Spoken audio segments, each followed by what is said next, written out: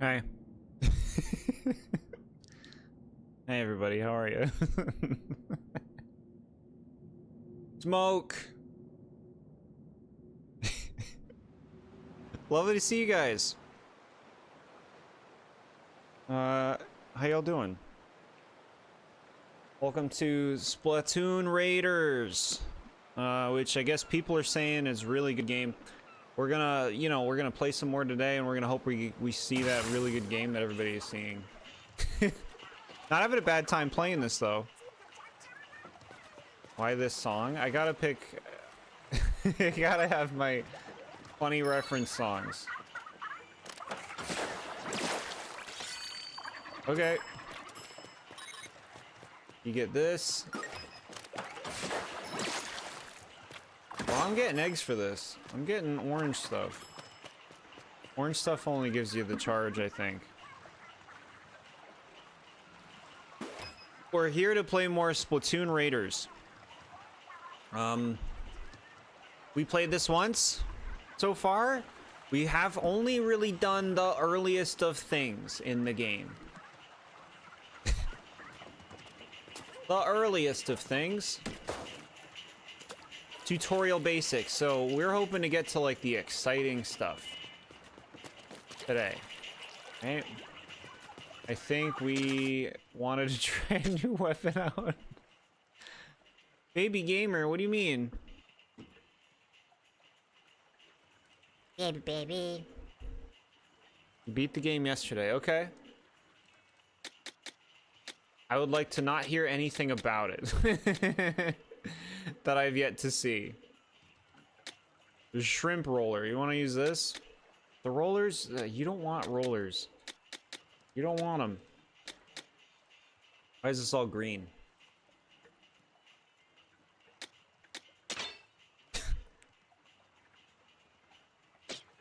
What is My Little Pony G6? I don't know what that is.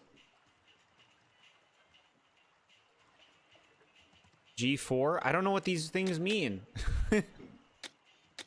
Generation 6? Is that the idea?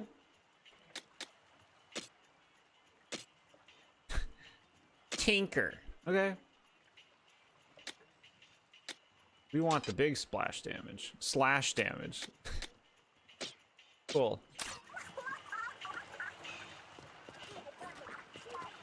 Forever friendship.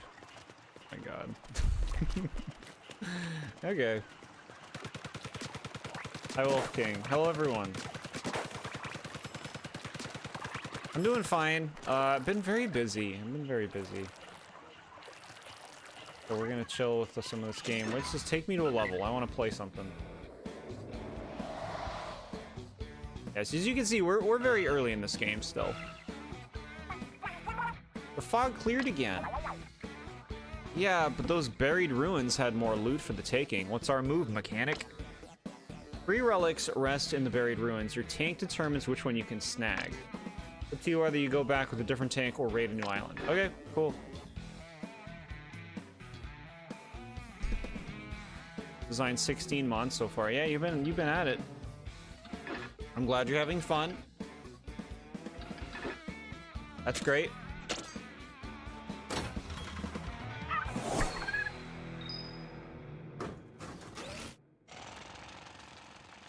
Four of the main 6. What 4? What 4 are there? Sampler, shot pot. Okay. Cool. You're proud of yourself? Hey, I'm proud of you too, Time. I'm glad you're having fun. Expressing yourself with all your little cuties that you're making. Okay, we'll go. Who's that? I know you. I know you. What's he doing? It's like making like a smoke cloud?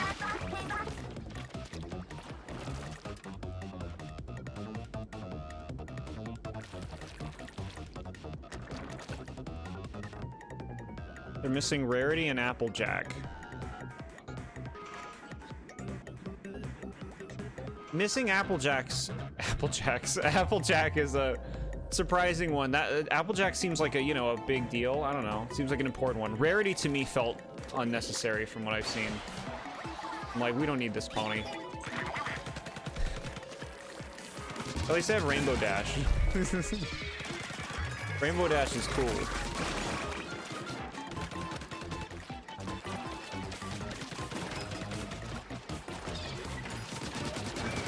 Oh, I see. And then that thing kills them? Kind of. Okay. Cool. Missing Spike. Spike is that little dinosaur who does nothing, yeah.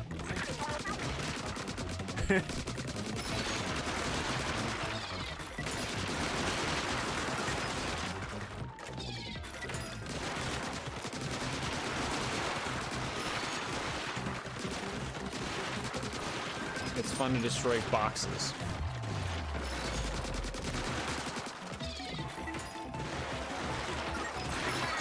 Oh, this music. This is like cut Sunshine music. You know which song's really bad in Sunshine? The like panic music. Like when you're doing like the squid surfing or scrubbing Serena Beach or something like that. That panic music is awful. Spike had a lot of episodes of himself in Friendship's Magic, yeah. Been rewatching SpongeBob and whatnot. You're at season 4. Hey, cool. Yeah. 2 days from now, Friday, we got SpongeBob trivia, which I'm looking forward to. It's gonna be chill. Take me up. You want me to throw this thing somewhere, I think? I'm gonna go up there. Oh, I see. Look at that.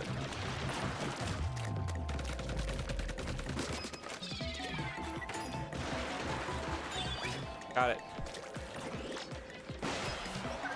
Almost forgot. Even better. Yeah, you'll be, if you've been watching Golden Age stuff, you'll be fresh.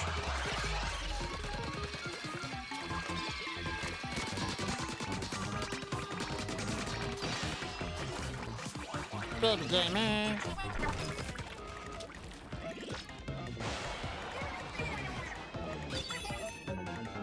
Final checkpoint. What are these? Little shits? How exhausting would it be as an Inkling since you can't touch water anymore if you became one? I don't know. I mean, can you heat up ink and bathe in it?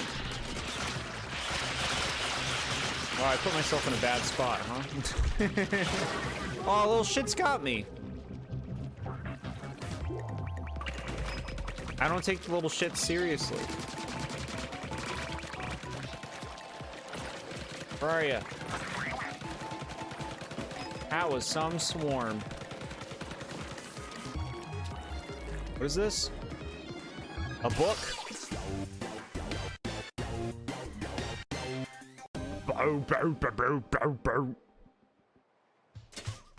Plankton's Army was the first 11-minute episode to be hyped up like a 22-minute special when it came out because it got many hours long TV marathon leading up to it. Why did they treat that so special? I guess because they could have marketed it being like, Plankton gets the formula. Whoa. What could it be? Okay. How many times you rage baited? I'm like at the baby beginning. Baby beginnings. So there's been no rage baiting, but it's definitely possible. Give me some HP.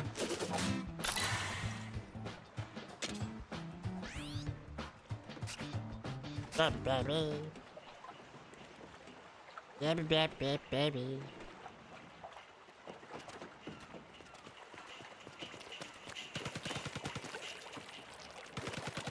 Like I said, today we want this game to impress. I'm ready for the game to be like, okay, here it is. This is the reason. This is the Raiders thing. This is the Excite bike. Okay, that's done.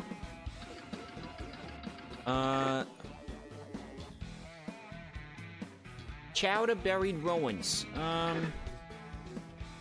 Pipioni Cliffs. We're gonna go to the Carbonara wetlands. Chat, what's going on in your lives?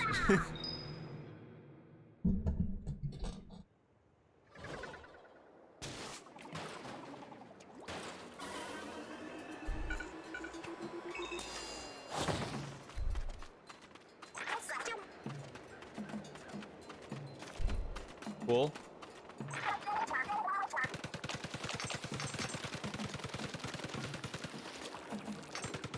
Wait, what you say? They're coming for me.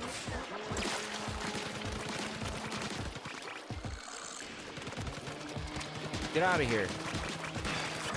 Fish stick. Oh, look at that. They go away.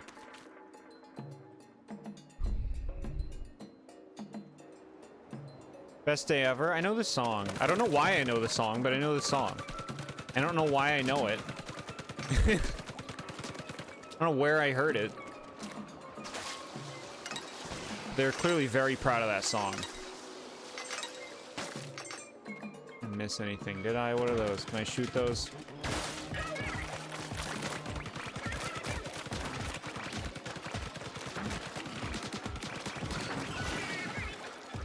You have to defeat the enemies first.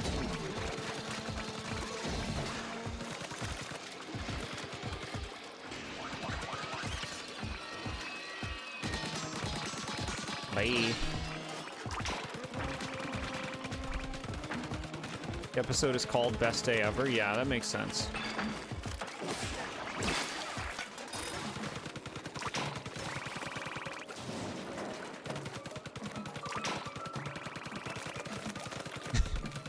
The Best Day Ever song was in the first SpongeBob movie CD in the credits of the first SpongeBob movie? Alright, so they had that thing like pre-planned.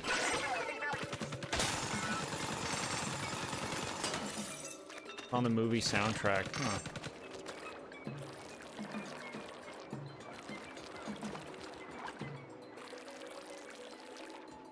I remember the Best Day Ever song from a CD that had that song. I think it was produced before the episode was made. Did everyone have this CD?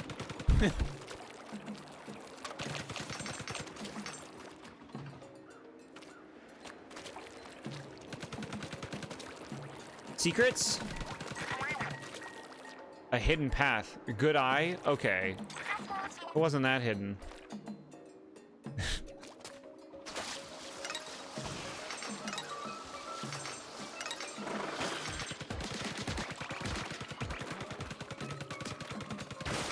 Not you because you were young? Or were you like 2 or 3? Good baby. Young is subjective, though. Could be many ages. 24-hour TV marathon leading up to the Best Day Ever episode consisted of the top 100 voted episodes. How many episodes were out at the time? I don't feel like it was that much more than 100. If it was a season 4 thing. I want to know which episodes got snubbed. I want to know which episodes didn't make the top 100.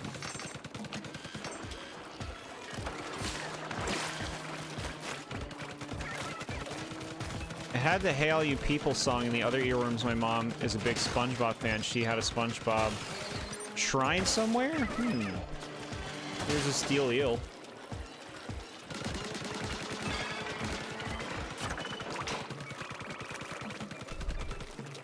Hey all you people.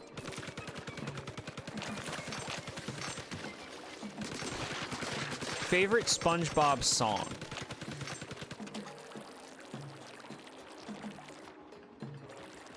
I think mine is the Christmas Who song. I think it's the Christmas Who song.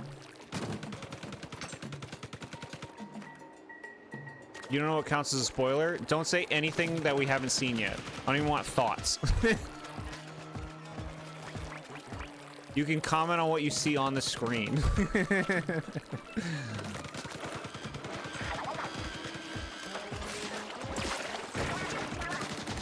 If I ask questions, though, yeah, you're free to answer the questions if you want.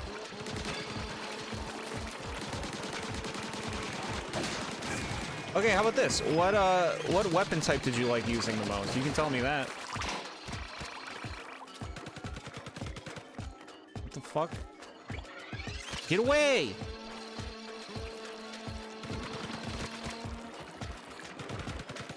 You're supposed to shoot the fish.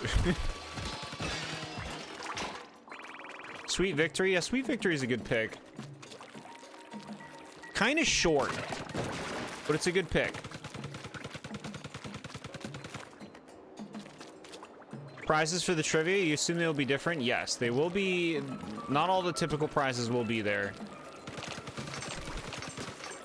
You guys don't need prizes, right? You just do it for the love of trivia, right? The shrine, it just has some plushies and figures of the characters we had as a kid growing up.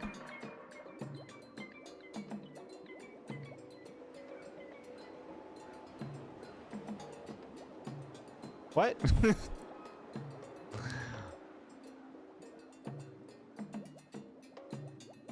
Best SpongeBob song is Twinkle Twinkle Patrick Star. I don't even think I know that one. That's not from the first 3 seasons, right? We do. All right.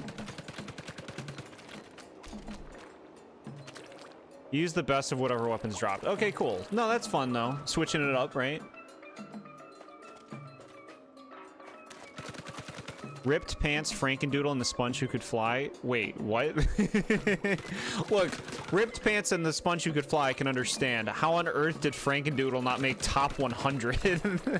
What? What did I rank Frankendoodle? Number 14 or 13? It was around there.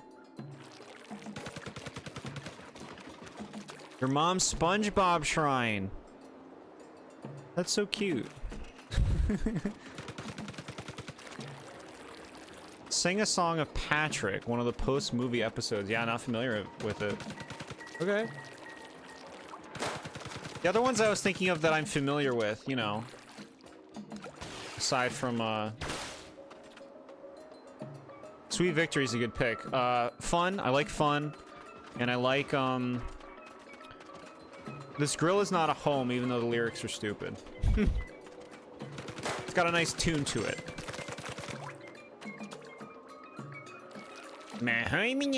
Yeah.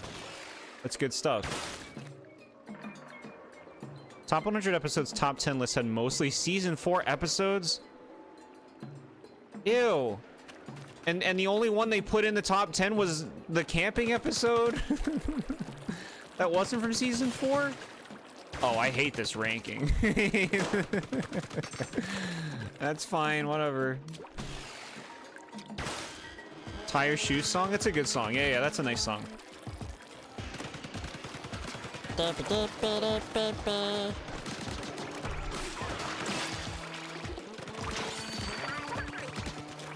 Showstopper? Showstopper is from Back New Door. They got an ability called that.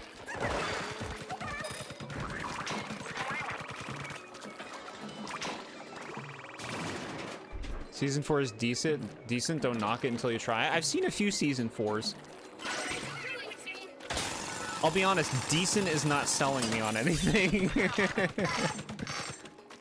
Decent.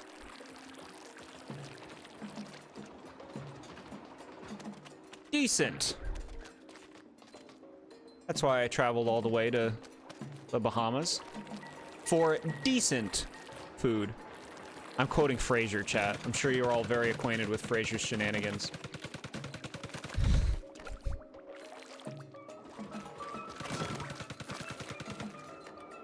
Number 1 episode from the top 100 list was Karate Island from season 4, which is a great karate-themed episode, but not an amazing episode. Number 1 out of all the SpongeBob episodes? And they picked a karate episode?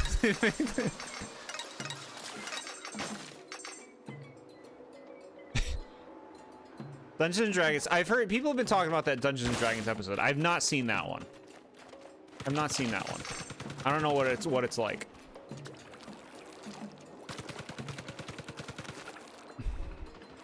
Never saw Frasier.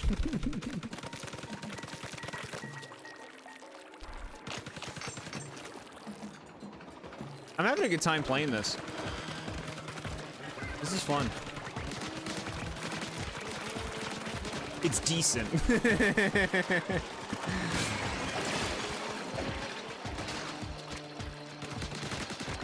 I'm kidding. This is better than decent right now. I'm having fun.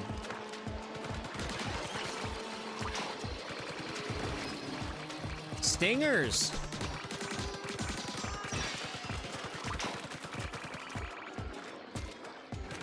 Pancakes from season 2 is #1 on that list. Okay, that sounds more like they, you know, not crazy.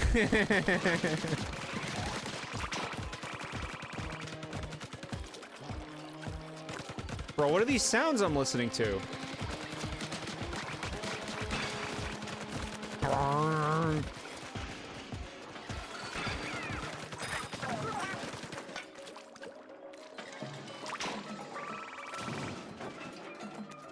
What adult cartoons you watch? So Gravity Falls is an adult one?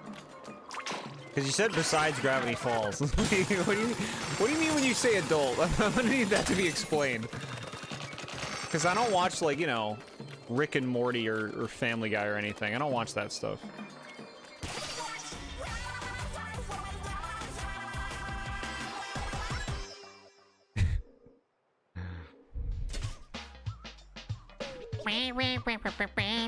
That level was 11 minutes? How?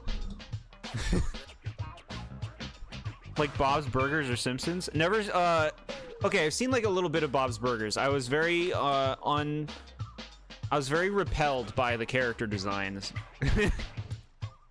Simpsons, some old Simpsons I can watch. They're pretty mean when you go back to them today, but they can have funny jokes in old Simpsons. Like Boo Earns. They got Boo Earns. What else they got? They got, it's just the same Malibu Stacy, but with a new hat. They got that joke. There you go. During development, they had to change the entire look of the game because the original resort theming made playtesters feel like the bad guy. So they needed to make it look like a scrumland that we just like go and mess up, and it's like doesn't matter because it's a gross land. All right, you just playing Raiders today? That is the plan. We got to make some headway in this game. At least I'd like to. The Ultimate SpongeBob Sponge Bash had a top 10 episode list in a 3-day TV marathon. Pizza Delivery was #1 on that list. Yeah, see, that's another, like, I know a lot of people like Pizza Delivery a lot. I ranked it as number 49. Which isn't bad. For me, that's not bad. That's not bad. That's me giving it some credit. Could it be a lot funnier? Yeah. But I recognize it's a classic episode. It's got pizza. It's got a good ending. Look at this cool thing. A controversial piece that deliberately added instability to a trivet, which is meant to prize stability above all else. Okay. Rick and Morty is very weird to you. It has some pretty good stuff in it, but Rick teeters the line between the best part of the show and completely contemptible. It's a show for Redditors? Interesting. I've seen a good amount of it years ago. It's just like... It's very crass. It's very crass. It's very, like, graphically, you know... Very graphic. It could have some funny jokes, but it was a little obsessed with itself and how like ridiculous it would get with its stories. And there's a lot of like, it's so funny because I'm stumbling over my lines. It's so funny. You know, there's a lot of that. Mostly season 1 episodes with 1, season 2, and season 3. So see that's just like over classic representation. Like season 1 has some good episodes in it, but like not a lot of gut busters. Someone bets you $100 to watch Krabby Land for a straight 100 times with no breaks. That's not like, you know, if you like, I think if you know, that's what, $1 every 20 minutes is below minimum wage. So no. No. All right, fish stick's drill bit. A drill bit digs down and sticks a fish stick into the ground. It can drill into any type of terrain with its outstanding digging power. Cool. You remember how to do a bot hop? Yes. Jump near the bot, then press B again.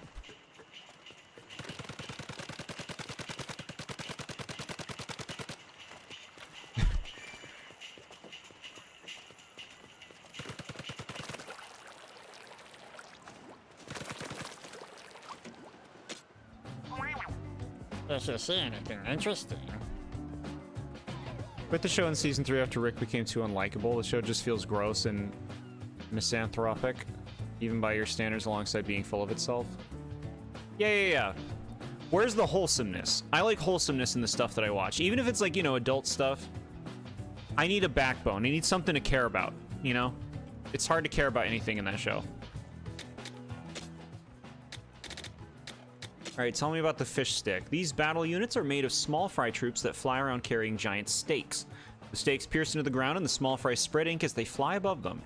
Defeat all the small fry. If you paint the stakes with ink and climb them, it's easier to hit the small fry from up close. If you attack the propellers at the bottom of the stakes, they will lower, making it easier to target the small fry. That's a new thing. Cool. And Steelhead.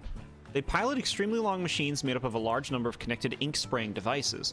With their metal-headed rides, they endlessly chase after their targets. The heads of Steelhead's rides aren't damaged by attacks. You can defeat them by attacking the operator at the very back, skillfully drawing steel eels and go around them to defeat them. Classic. Is it just these characters? What do you mean? I don't know. I'm still early on. Adult shows you don't care for anymore, aside from some classic Simpsons and early Family Guy. Most shows are kind of meh. It's some background noise you put on with occasional funny gag. Yeah, modern adult shows, from my perspective, adult cartoons tend to want to just be as like tasteless as possible. It's just all about like sensational humor. Like, look at how gross and gory this is, or look at how mean these people are, or look at you know, these tawdry themes, you know? It's a lot of that. It's funny because it's made for adults, but it's like more immature than a lot of stuff made for younger audiences, you know? Thai beanie plushies? That's pretty nice.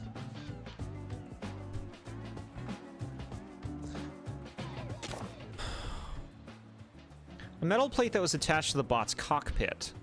Words are inscribed on it, but most of the letters have worn off. However, a few interesting bits are visible, including "Singing is the key, opens the way" in gold. Pipes reaching skyward spew out white gas. The areas around them are quite foggy. Supposing ancient salmonids made them, their technological prowess was astounding. Okay. If Rick was a bit softer in the show, had at least one person who isn't a total jackass, the show would be way more palatable. You gotta have something there, you know? You gotta have something there that's redeemable. That's kind and warm and loving, that you can just kind of fall back on, you know, when everyone's being a jerk. Krabbyland was number 31 in the best day ever TV marathons. It's just mean. It's just SpongeBob torturing himself. And Mr. Krabs being cheap. And the kids stink.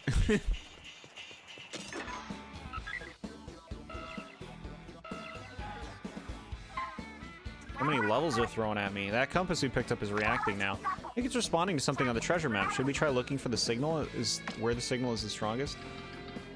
Okay, I see. Like...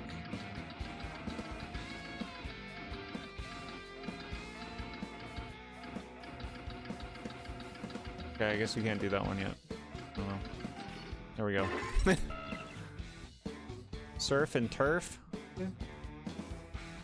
What rankings did I give Wet Painters? Wet Painters got number 50, I believe, out of 117. So it's in the better half. Krabbyland ends with Mr. Krabs really losing though. True, but that doesn't mean he's not unlikable. Also, lima beans are good. Grandma's Kisses was number 17. Bro. That was in my bottom 17. Another mean episode. If I don't care for this game's salmon lore, you're giving the enemy fodder lore about their lands. I want to learn about how this post-apocalyptic land functions or the characters. Yeah, currently they're not really telling me anything interesting. I mean, I feel like I'm early. Alright, we got a gun. It's almost like an expected thing of these games at this point, right? Is there to be lore that you find? If you want mature animation, you'd watch anime. Interesting.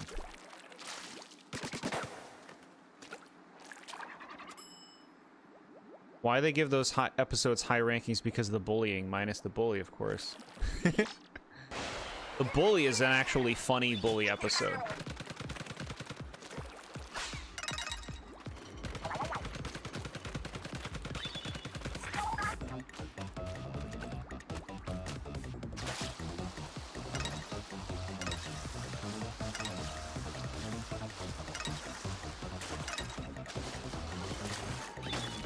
Bangies from season 2 is number 38 in the top 100 list. That's crazy. 38? And Grandma's Kisses they thought was better? To each their own, but like crazy to me.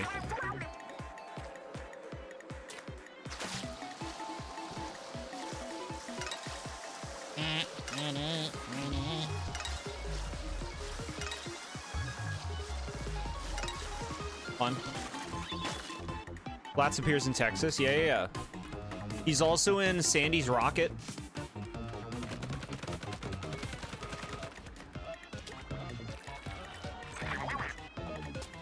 Yeah, you're gonna clean up in trivia, Wolfgang.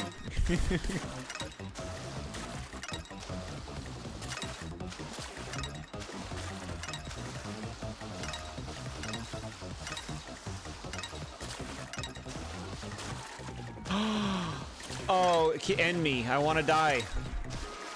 Die, kill me. They're like, don't worry, we got you. You will die. Least favorite episode of season 1 was Sandy's Rocket. Jellyfishing was also a dud. Yeah, Sandy's Rocket's down there. Sandy's Rocket's down there. And jellyfishing is just mean. It's just torture porn.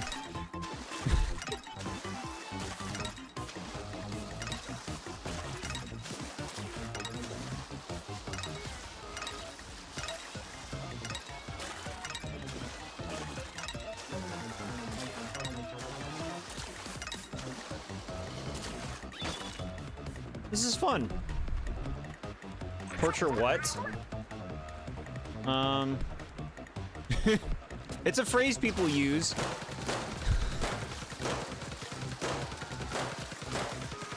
It means people who enjoy it just want to see torture.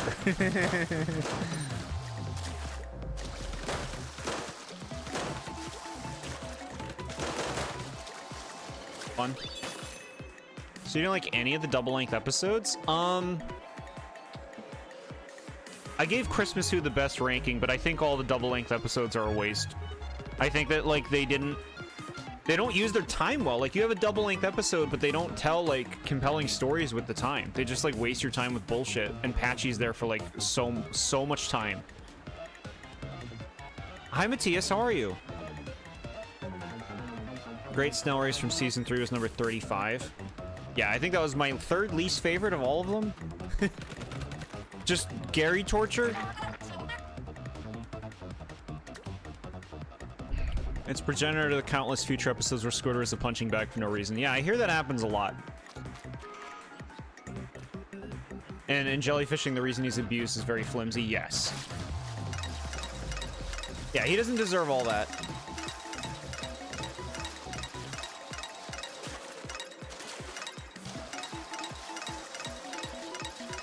Look, I'm playing Spyro right now.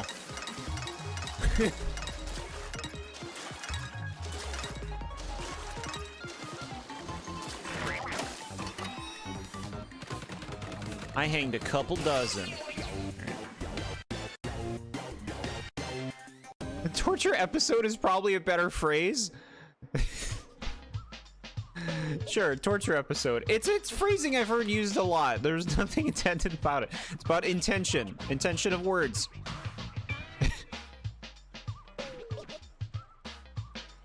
They look like onion rings with sour candy? I don't think that would be a good combination. Gary needs love, right? Meow. Gary needs better episodes.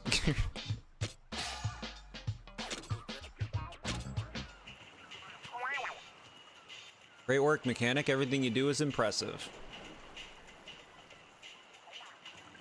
Everything I do is impressive. You're always the special one who does everything great.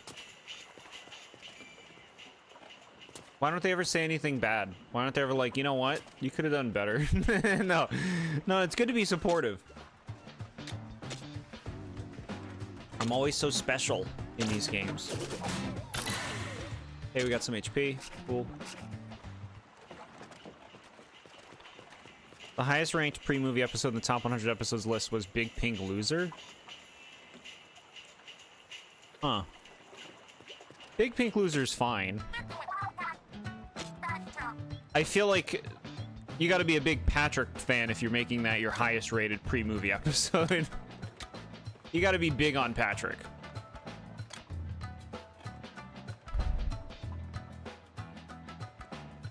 A head turn phrase to you? Yeah, it's a phrase that I hear a lot with movies. Like people will say, you know, like the Saw movies. You know? They'll say that with those kind of things.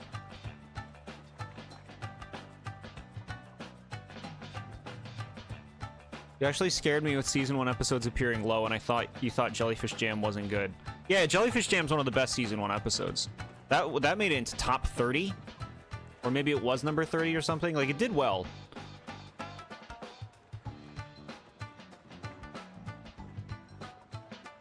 They don't want to hurt your feelings. That's very kind of them. No, that's great. What do we want? Do we want to try something new? I like this thing. This thing looks cool. Should I be saving up my shards? They want you to use these things. This thing looks sweet. I want this.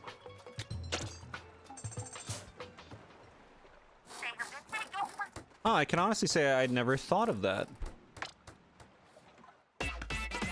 Splatolites. Orbits 8 discs around you that ink the ground. Deals damage to enemies that get close. Yeah, that looks really good.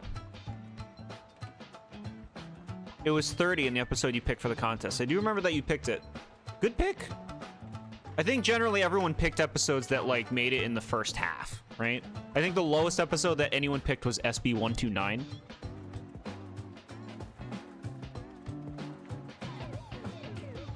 Short term for something indulgent like scenery or food. Yeah. I get using that phrase in a mature horror moment, but hearing that phrase in SpongeBob of all things is odd. Sure. Fair. I like to call certain Squidward episodes Squidward Gets Bothered episodes instead, because Squidward torture sounds too exaggerated. They show this fucking gross image online of like his like foot, and there's like a table leg in his foot, and there's like bone coming out. Like that's like, I would quit the show forever if I watched that episode. I'd quit forever. Be like, all right, you lost me. You lost me with this. I don't want to see that. Give me these. I mean, Tinker. Okay. Oh, you can do both. Cool. What do we got? HP recovers 10% faster. Recover from danger 10% faster. 10%. Give me this.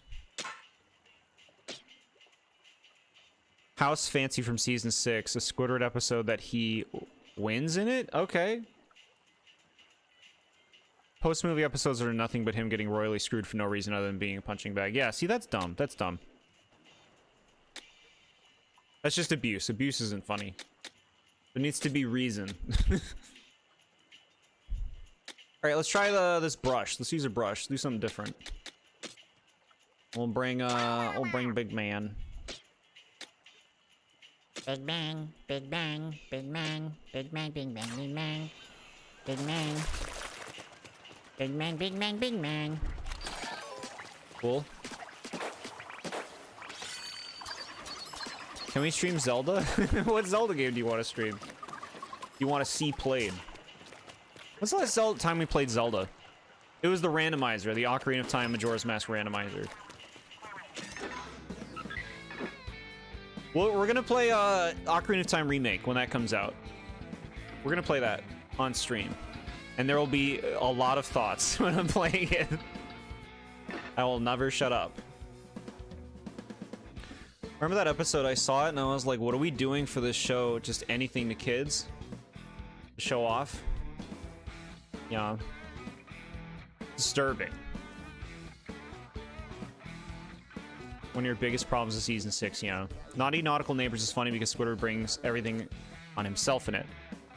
Naughty Nautical Neighbors is like it's one of my top 5 season 1 episodes. It ranked very well for a season 1 episode in particular. It's got funny dynamics, you know? And like you're saying, there's reason. Like, he causes mischief. And so then when stuff happens to him, it's like, all right, he put that out there and he's getting it returned to him. Maybe Wind Waker or Twilight Princess. I haven't played either of those in a long time. Especially Twilight Princess.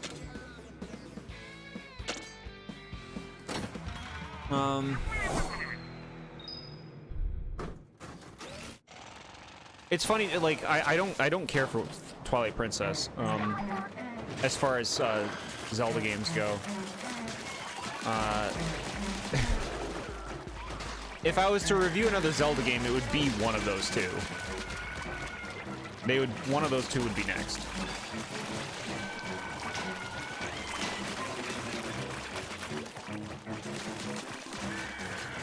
Randomizer or Super Smash Bros. Ultimate with chat? Would you play with us? We haven't played Smash in a while.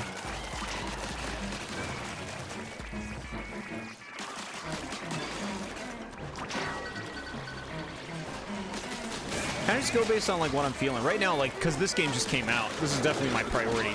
And there are some other games that we've been playing that I want to get through.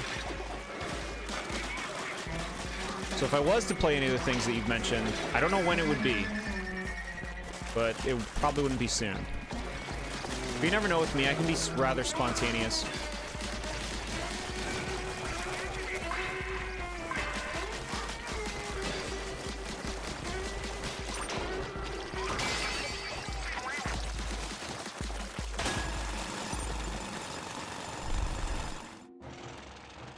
Slow pacing of 6 to 8 in the first half of Season 9 is too slow for its good and has stretched out jokes. Yeah.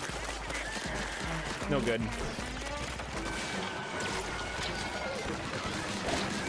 Get away!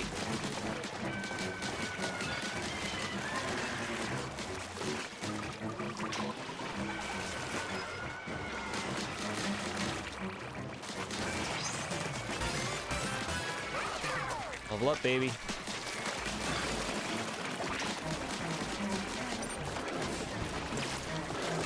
Okay. I tried. Power eggs at 50%.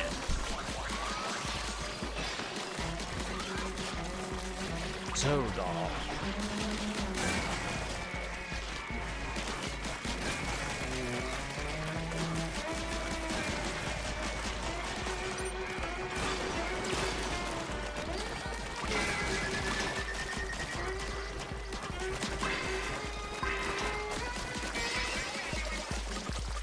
Okay, we're getting through this.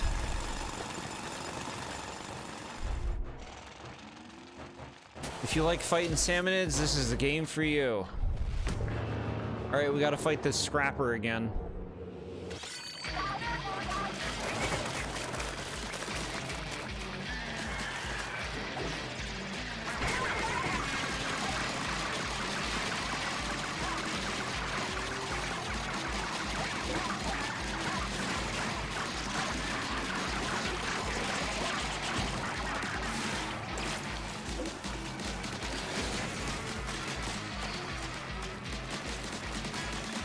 Eat it.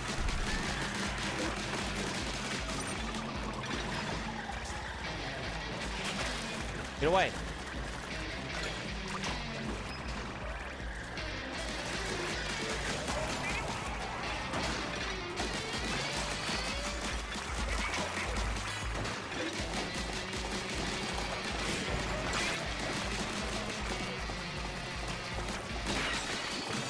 Okay, cool. We got a bunch of stuff.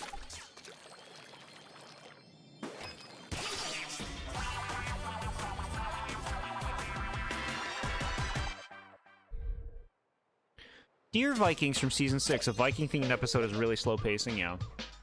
I feel like mashing ZR for a whole day. Do I have the game for you?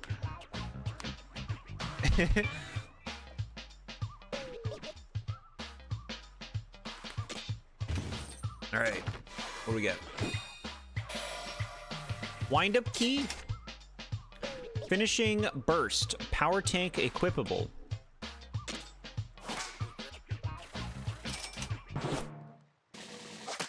I'm a beachcomber.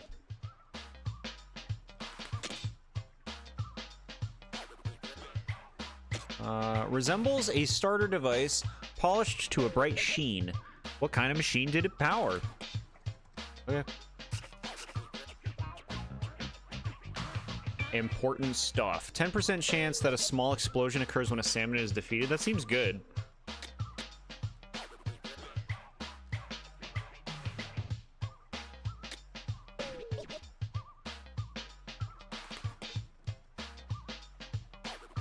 Spin wheel?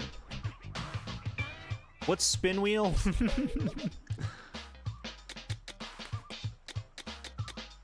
I don't know. Oh, spin wheel's like a gadget I don't have yet. Got it. Okay, steel eel's jaw. The lower armored scoop of a steel eel. This thing looks like it's about ready to bite. It's easy to imagine the sound it makes. ASMR. Hyrule Warriors Age of Imprisonment. I've not played any Hyrule Warriors game. If I was gonna play one, I would do the first one.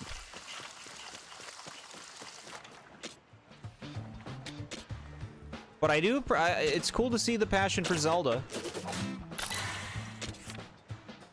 You can now release the limiter.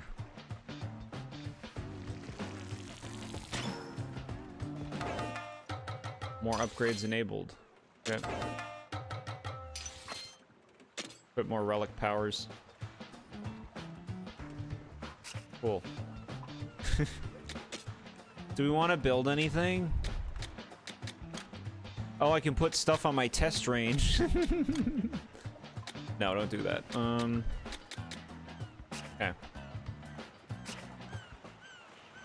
What's the story of this game? We're out on these islands because fog. And then now we're like going to the islands and we're getting treasure while we're beating up salmonids.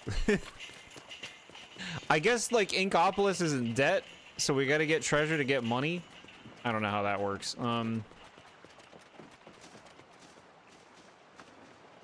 Yeah, the setup for this game is not especially compelling.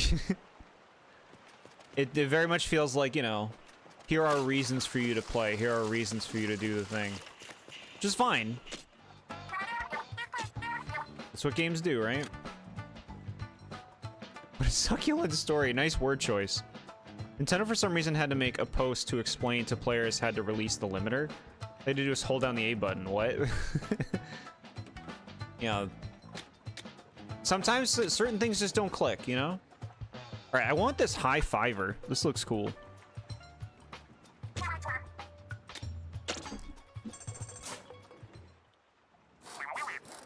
This should make our raids much smoother.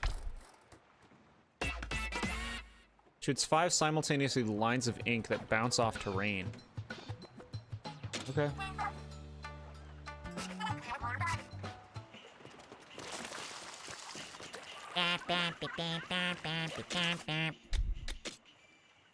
Ooh, we got a really big brush. Level 7?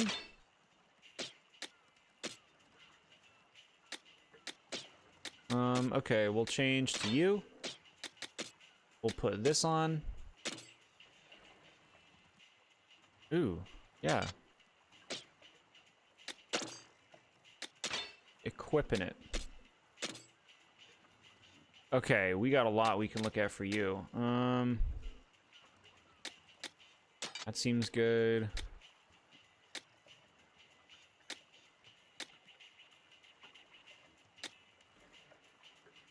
Bro, these explosions.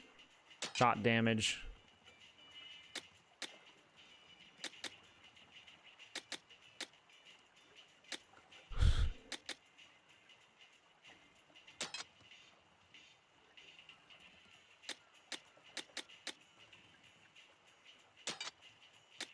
Got it. I understand. The high fiver is brilliant for shredding things at close range. Yeah, okay, cool. It looks cool. Great.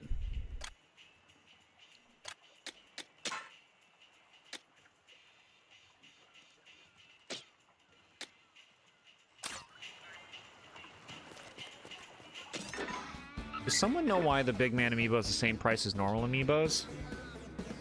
Less popular, right? Because they're not idols. Everyone wants their, like, little, you know, their little idols, and big man's getting, like, oh, it's big man. Big man's the Yunbo of idols. I really hate how there is no urgency in this game. The intro made it seem like we had Raid to survive just for the first mission to end with. We have a shark and now we can leave whenever we want. Yeah. What we're doing feels unimportant, I would say. And like I'm hopeful that it will, you know, play with my expectations as it goes on. Tactical gadgets line is pretty strong in general. Yeah. I hear you on that. They seem cool. Spiggity Den.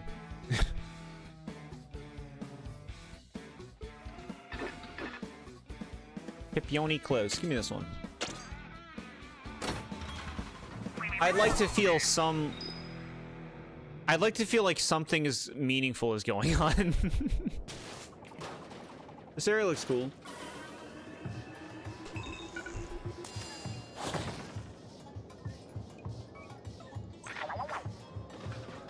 Would have preferred if we found these treasures as a bonus as we find our way back to Splatsville, yeah. Splatoon Raiders being a more low-stakes journey is perfectly fine. When they were first showing off this game, and they were showing, like, these islands, I thought it would be, like, I was looking forward to it, be like, oh, cool, we're gonna be, like, exploring these islands, but then, like, the islands are just levels. Thought it was gonna be, like, more of, like, I don't know, an open island that you just explore, right? It's just like, no, it's just levels, like there have always been levels, except with a new visual theme to it, the islands. Alright, slamming lid. Bro, you're in my way. Another icon of Salmon Run. We still gotta see, Flipper Flopper, and Flyfish, and Drizzler. Haven't seen them yet. Oh, and Moz.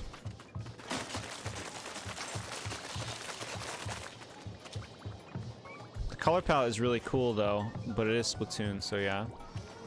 Yeah, game looks good. Game looks good. I'm having fun playing these levels. You know, like, I'm not getting aggravated like I would if I was playing matches against people.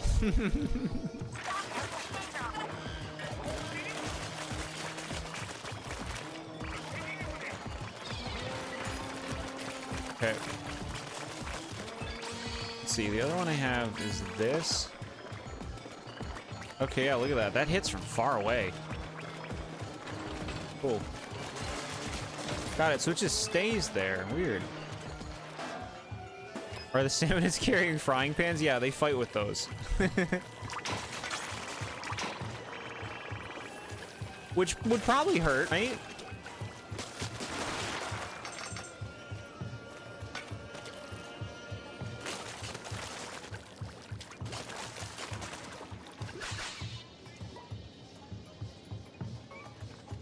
Oh, Nad, you shared an extended trailer for the Pokopia DLC. I wanted to ask if you had watched it, and like, is it worth watching, or is it like going to be like super spoilery? Like, I mean, I imagine it's going to show stuff that I'm going to see anyway. I guess, like, if you did see it, do you think it's worth checking out beforehand? Bigger fishes to fry than them. Some fried fish is pretty nice. Away, away.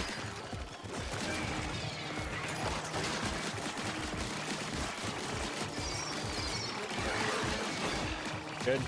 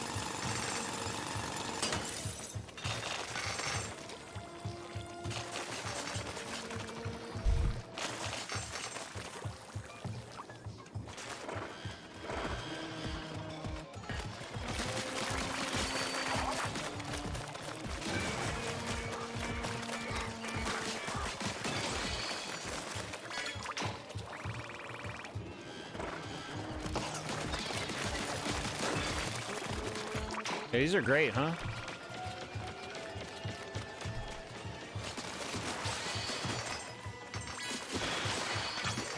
All this stuff. Palmbrella? Oh, we got a brella?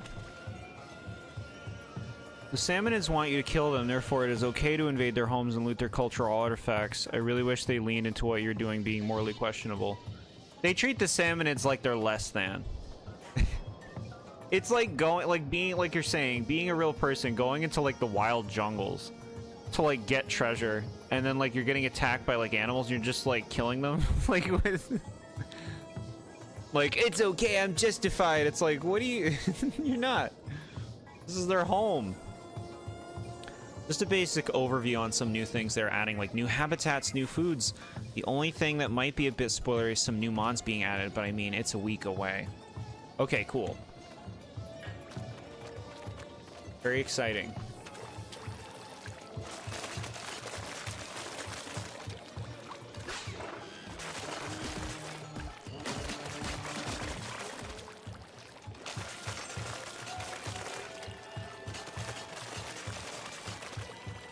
So last time we played this, you remember how I brought up I brought up a comment that I had received where somebody used the word tourist on me, right? And well, I've learned since then, I educated myself that tourist is actually like a slang thing. It's actually something people have been saying lately. And it's like a gatekeeping word.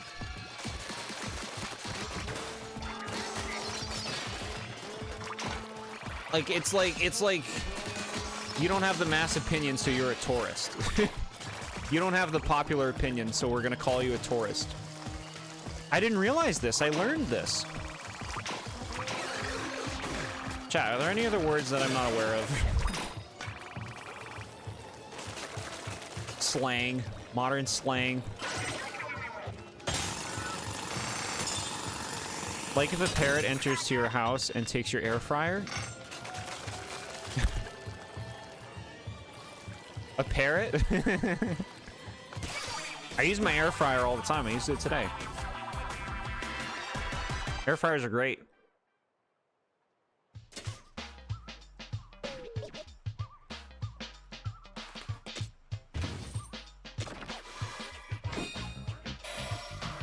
Little Menace. Aw. The irony about gatekeeping in the gaming community is that the people in most desperate need of it are deep in the community. Yeah, it was about SpongeBob.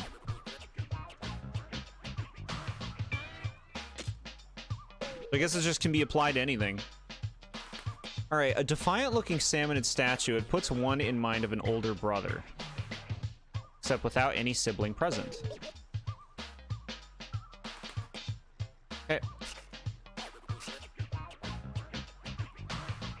Chat, brellas, I can't believe they're still bothering. Look, I'm not saying brellas are bad or useless or anything, but if this weapon type went away, I don't think we'd be losing all that much, to be honest.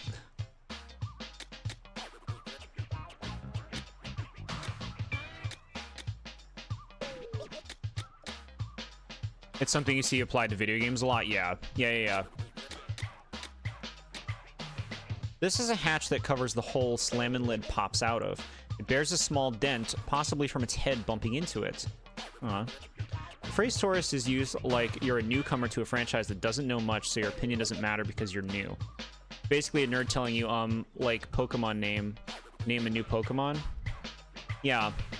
Which is particularly funny because in the case of SpongeBob, like, I watched SpongeBob when it premiered. I don't even know if I can be newer to SpongeBob when that's the case. It's just, like, you know, it's true, you know, I grew up with the first 3 seasons. So, like, I'm very familiar with those. It's true, I don't know the modern stuff. But yeah, very gatekeeping, very,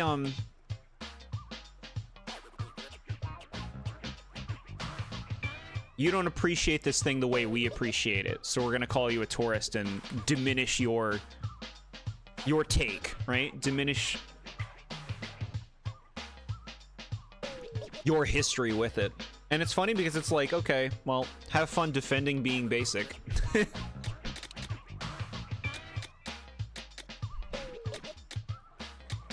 Like, I feel the way I do.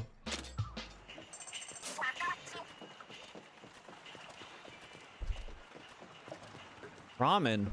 Member for 12 months. I'm red now. I have evolved. Ramen, thank you so much for the 12 months and enjoy your beautiful red bell. That's fitting. It's fitting for ramen. When I think of ramen, I think of hot noodles. What makes noodles hot? Dropping a steaming red bell in that broth. How are you doing, ramen? Alright, yeah, we'll just keep going. I feel like we've gotten like a momentum. We've gotten into like a groove with this game now. Alright, we're gonna try Umbrella. Weapons that shoot ink and can be opened, like an umbrella, to block enemy attacks. They can also be launched, which offers some protection when attacking, yeah. Heavy is the crown. How's Raiders? I'm having a good time.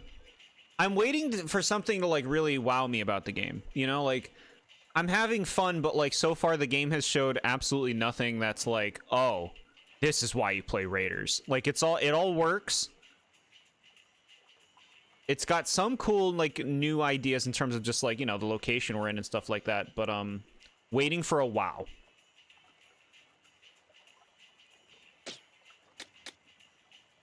It feels like a very safe game currently. Air fryers will be what future archaeologists will find and will treat as a divine protection totem the ancient ones used. Yeah, they'll be cooking stuff up. I mean, I guess they need an outlet. The Jord Council, the red members. Hell yeah. You're already on the council, Ramen.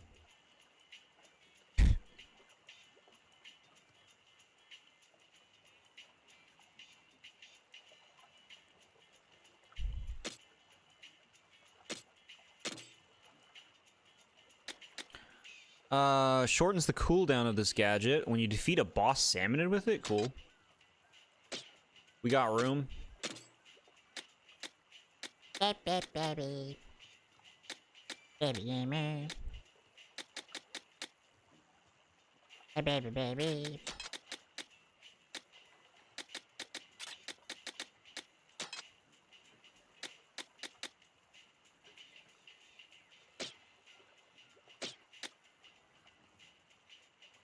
Finally started playing Outer Wilds after your friend suggested it for months. Still very early on, waiting for it to click. Got it, yeah. Okay.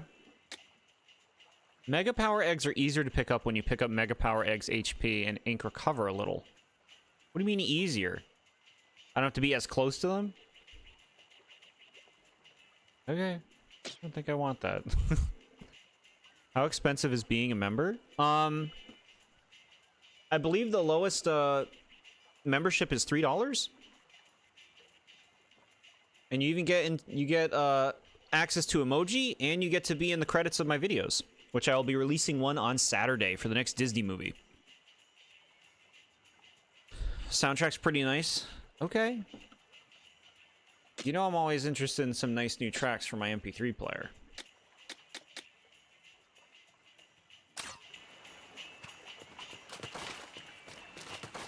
Oh, the umbrella. About the new One Piece chapter. I still haven't read it. Still haven't read it. I heard someone say Luffy died.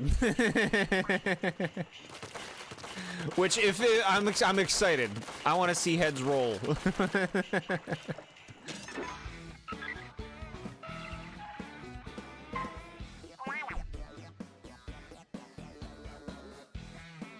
No spoilers though. Thank you. Yeah. New compass we found is acting up. What's it pointing to now?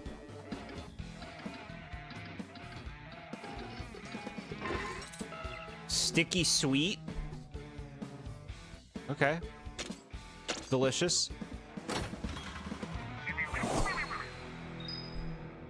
$3 for a basic membership, but don't buy on iOS. They charge you an additional $2 because Apple sucks. I didn't know that.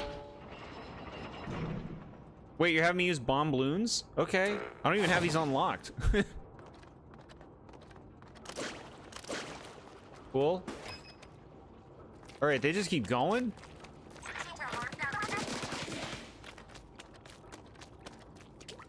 Okay, yeah. So they explode pretty quickly. It makes me miss the bubble blower from 2. I had a lot of miserable times playing Splatoon online in 2, especially with the fucking stages. Muscle Forge Fitness? Good lord. Kobe Arena?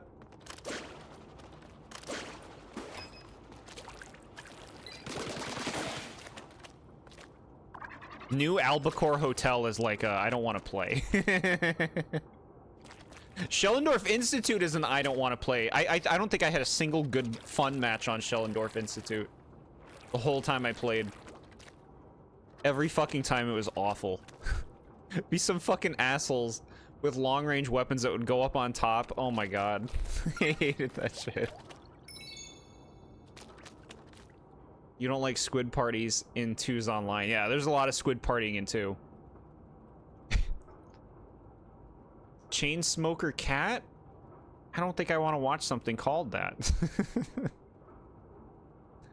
I really try to find short shows I can finish in like a week. Huh. Okay.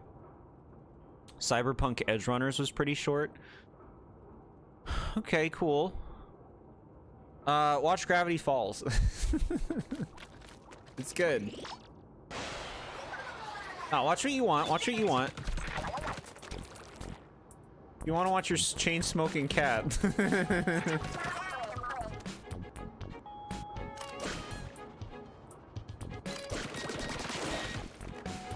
Cool. This is like Portal. You have to think with bomb balloons.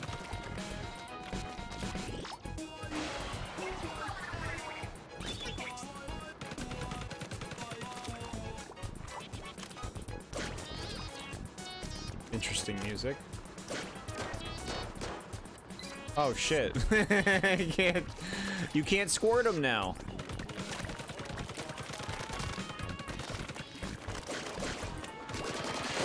Oh, you can just keep making them? Alright, I thought you could only do 2. Hold on. Yeah, look at that. Cool. Bold of you to assume I haven't already seen Gravity Falls. There's a lot of people in chat who's like, I'll get to it. Gravity Falls is amazing. Hey, I'm glad you liked it. I like it a lot. I'm not quiet about that fact. Have you seen Full Metal Alchemist Brotherhood? I think you'd like that. Have you seen Hunter x Hunter? Hunter x Hunter can be pretty dark at times, but it's really creative.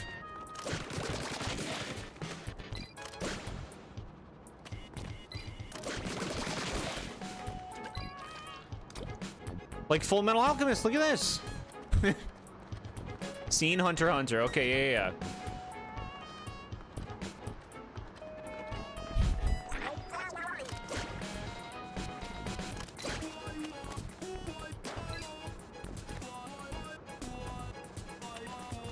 It was really good, especially the manga.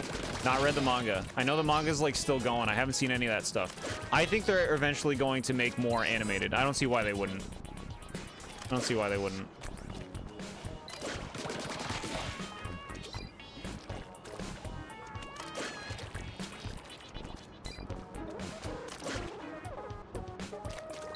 Leorio? I'm all set with Leorio.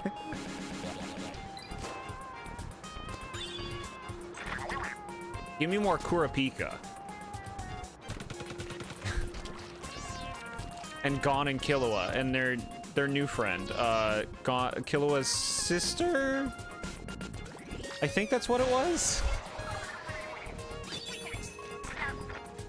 I don't remember the plot too well. There's like someone who like lives in Killua's house. I think it's his relative.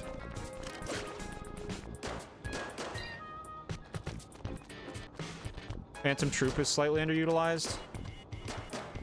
Phantom Troop. It's been a long time since I've seen Hunter x Hunter. Oh, cool. This was fast.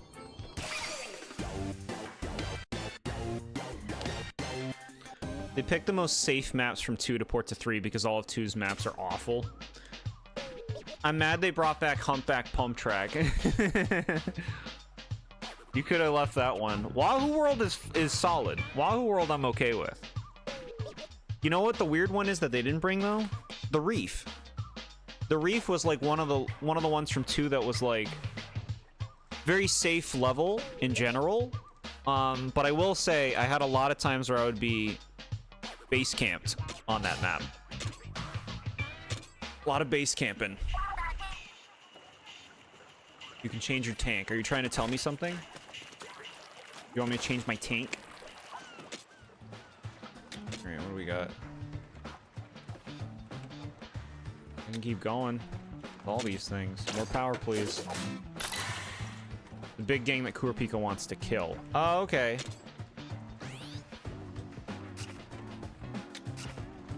Yeah.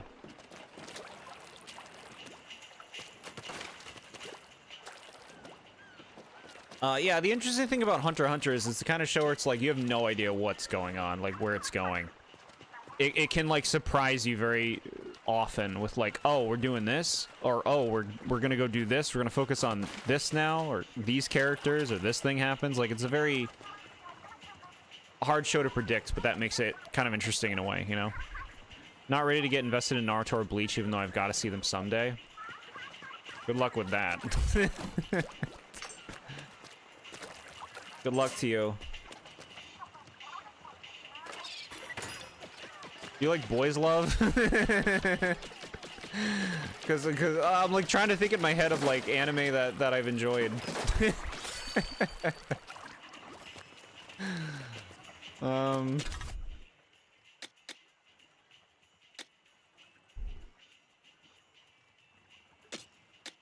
We'll go to speed tank. We'll get another gadget for the speed tank. We'll try this out.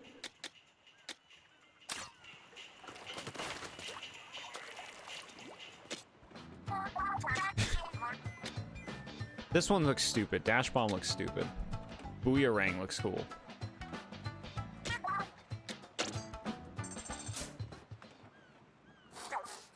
Achoo! Oops. Sorry about your blueprints. Hurl it like a boomerang, emphasis on boom, and enjoy its graceful, damaging arc.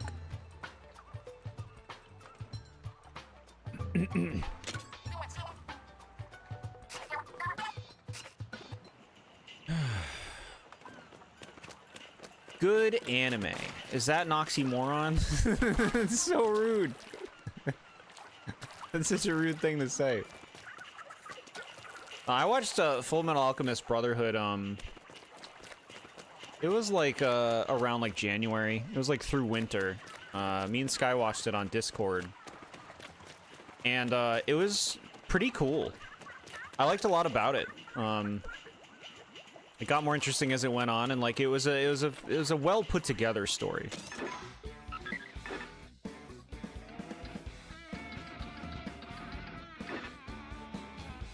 Cheese den, she spaghetti den. Oh, spaghetti like food. Yeah. Alfredo buried ruins. Okay, I'm seeing a pattern. Take me to the Alfredo.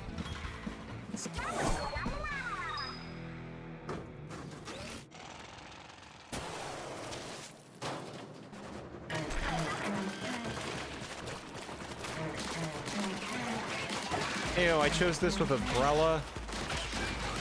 Messed up. Good.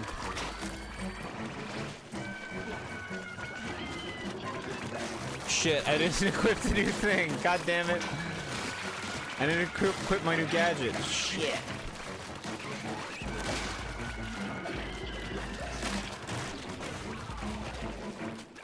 Bro, take me out. Just take me out now. I don't even want to struggle through this. Olive Garden Islands, hell yeah. Yeah, Alfredo is wonderful.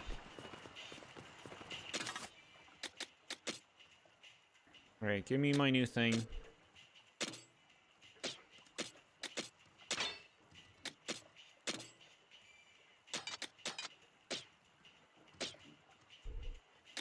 Take this away from me. I don't want to look at this weapon.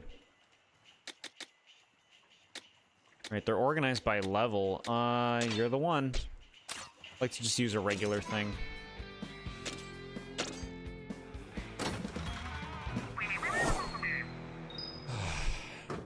Chat, garlic is nice.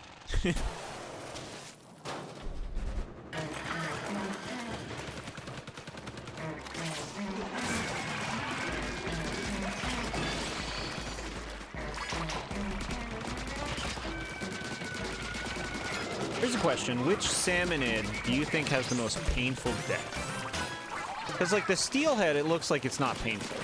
You like, just blow up in an instant, right?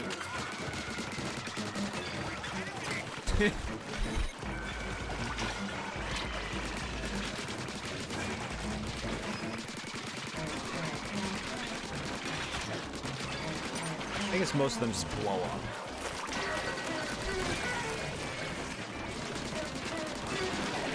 I mean, the stinger falls on its own, like, stove.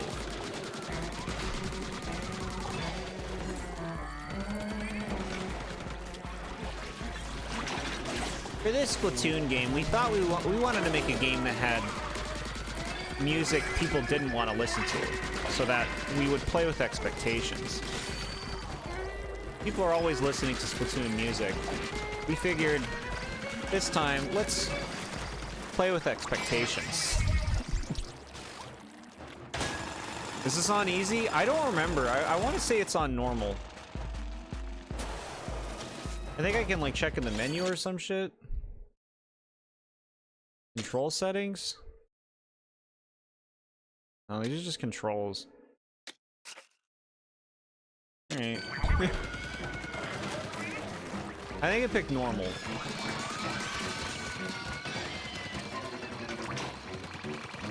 But I don't know. Maybe I picked easy. Sometimes I'm in a mood and I'm like, you know what? I'm not having this.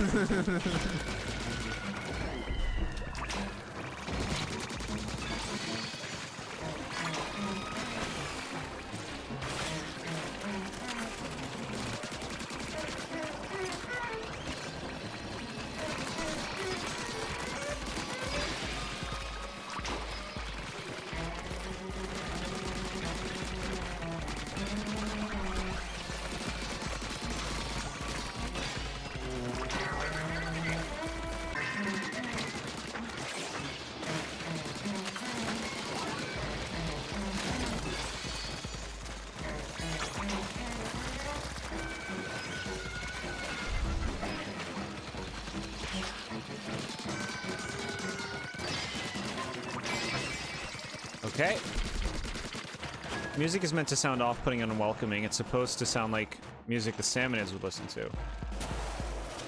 Well, that's great for them, but what about me, the gamer?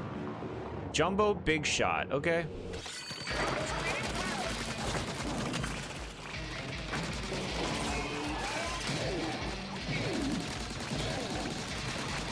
Platforming.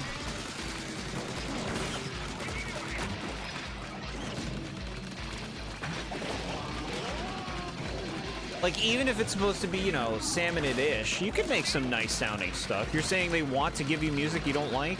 I mean, that's what I was saying a moment ago. I don't know if I'm on board with that kind of design. Even if it makes sense lore-wise.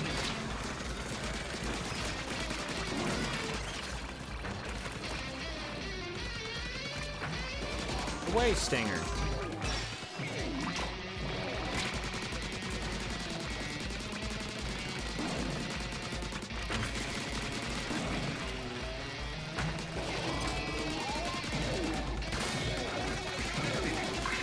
Well, you have this. I keep forgetting about that.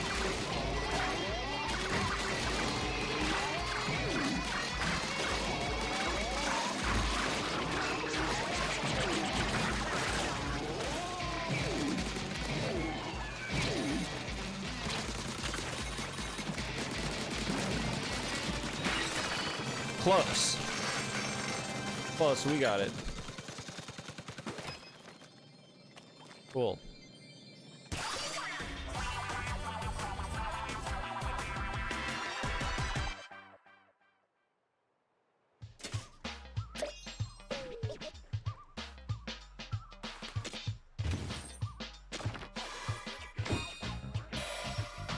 Sea bead?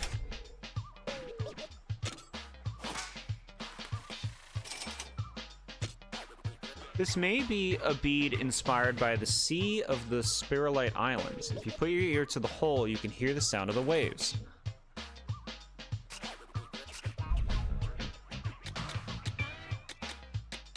Okay.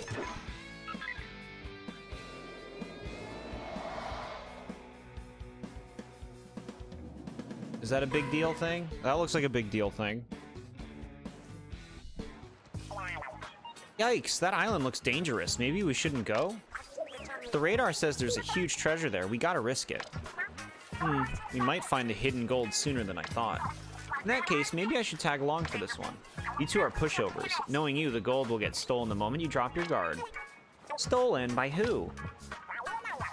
You don't mean the mechanic here? No way, the mechanic would never. Gold does strange things to people. By the time they creep up behind you, it's already too late. Yeah, Bert? What are you smiling for? I'm dead serious. Just that I found these while we were out treasure hunting. Wheat? Photos of us? Why would those be out here on the Spiralite Islands?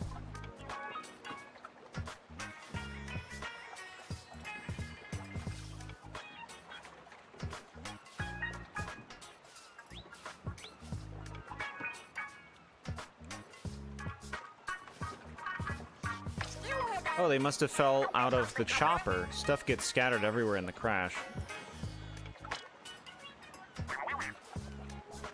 These are yours, aren't they, Shiver? Is he right? You really brought along some photos? Yeah, there, you see... Don't take it personally, mechanic. Shiver's just looking out for me and Fry. Quiet, you. Wah! What did I do? Now then, mechanic. I'm coming along to that suspicious island where I'll be keeping a very close eye on you. If you're not trying to get one over on us, now's your chance to prove it to me. And like Big Man said, it's nothing personal. Somebody around here has to be pragmatic.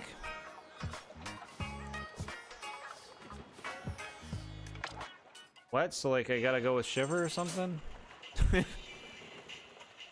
It's hard to like stay tuned into that conversation.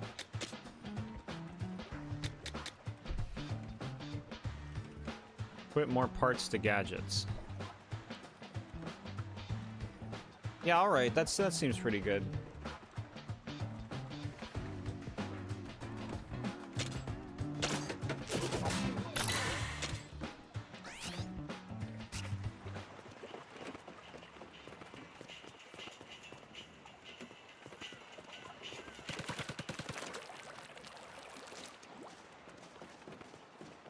All right, what do you got? Jumbo Big Shot, a giant big shot that has reached peak shock power through Spiralite. Despite weighing 5 times as much as a big shot, it can jump higher than the smaller Salmonid can. It slams a cannonball down to create 3 shock waves. It moves in large jumps, making it a difficult target to hit. It's easier to land attacks while the cannonball is slammed down, so try to attack aggressively during that wind-up period.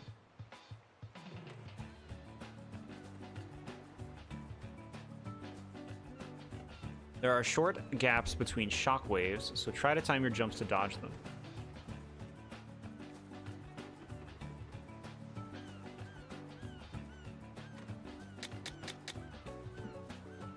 Slammin' lid. A salmonid sits in a saucer-shaped craft with a force field deployed beneath it. Summon salmonids from the opening underneath the craft. When a target enters the force field, the craft will crash down and attempt to crush it.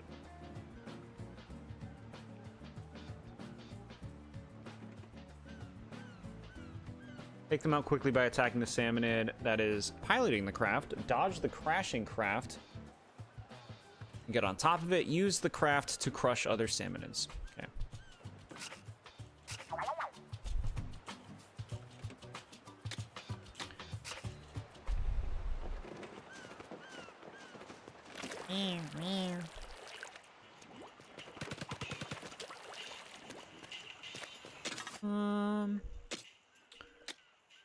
Better.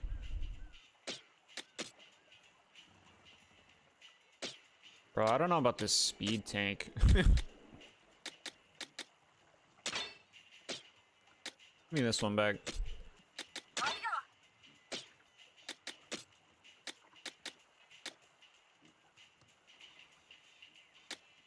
Buy all the gadgets helps in the long run?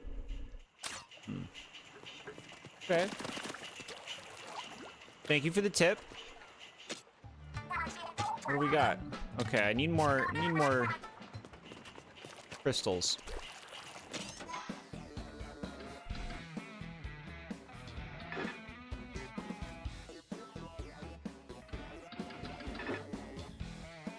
Spaghetti den? Like, do I want to do this? I guess.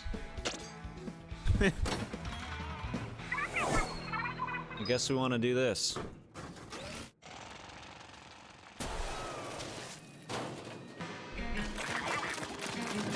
This area is too pretty. They should make it uglier.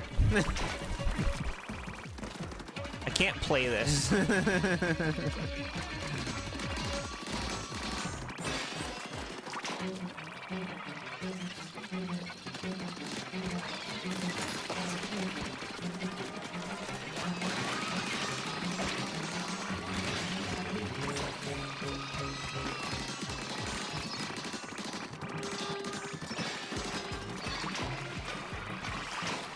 Bro, enough of these stingers.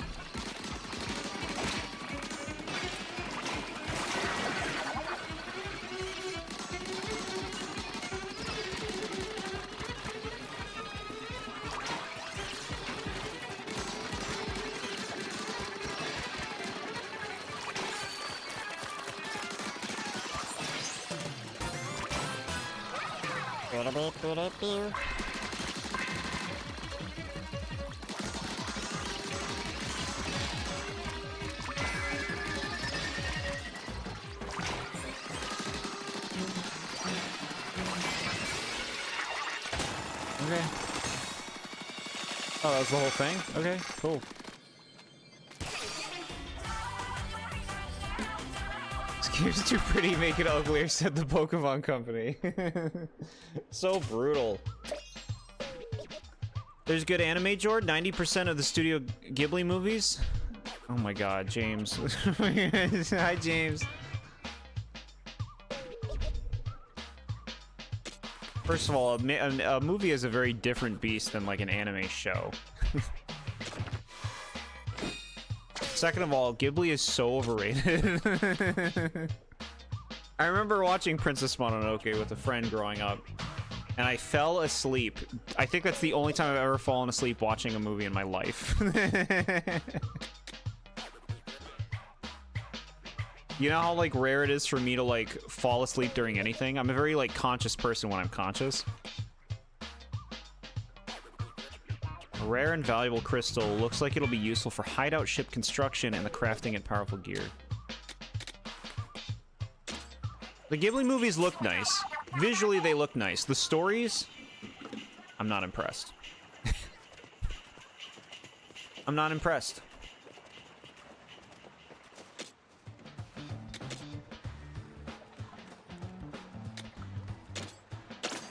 More damage. Weapon upgrading? What? Okay. Take it.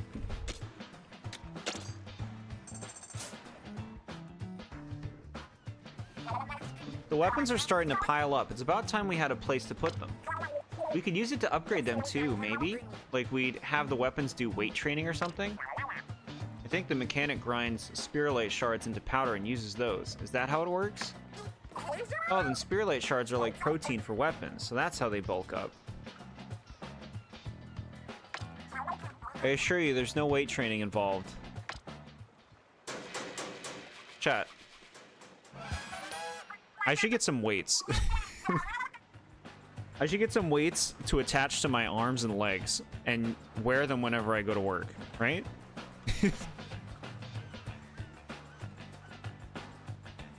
Right? You just build muscle naturally. Strengthen your body. You could just wear the weights all the time. Except when you sleep. That about does it. There's storage space beneath the floor if you need any.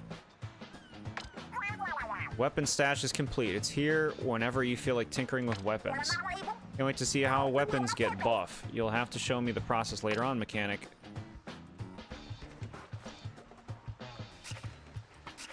Can't say I understand what this is for. I was stuck like 12 minutes behind. It's because your child brain didn't appreciate good anime? Excuse me?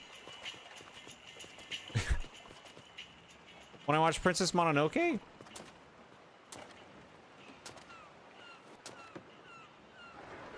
I've seen many Ghibli films. They have pretty visuals, some fun ideas at times. That's where it ends. Gonna pump up your weapons some? In the mood to upgrade your weapons, huh? Haha, that's what I like to hear. You know you can boost a weapon's damage output by upgrading it with Spirulite shards, right? Tough enemies need tough solutions. If you ever feel a little underpowered, a weapon upgrade could be the ticket. Can be upgraded to level +5. So you just burn your shards to upgrade a weapon damage? Okay.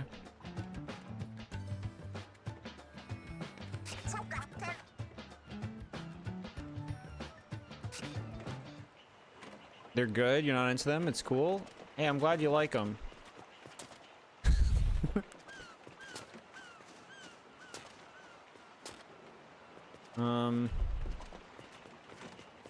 Like I said, they have some interesting ideas and stuff at times. But like, I can't take them seriously as stories.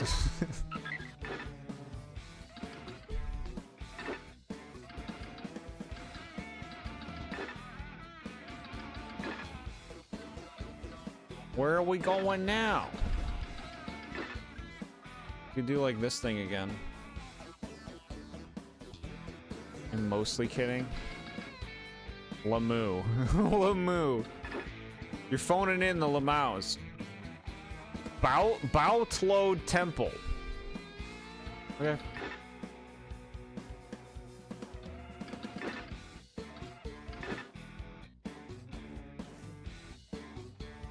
Yeah, okay, let's do it.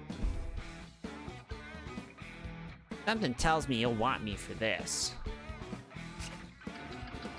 Never mind. Never mind.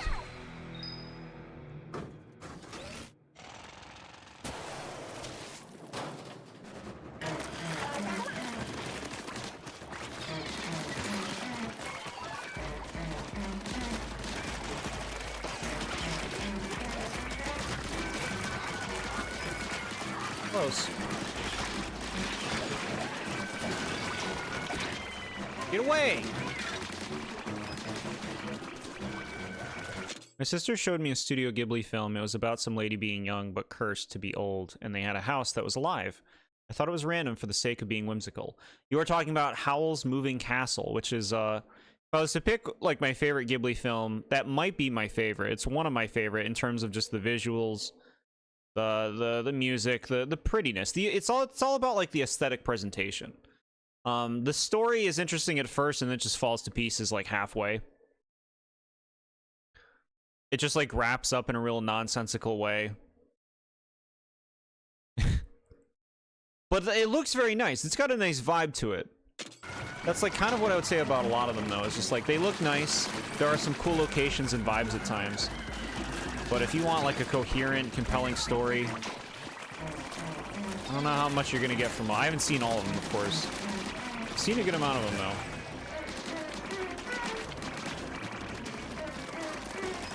I think Ghibli is a little overrated, to be honest.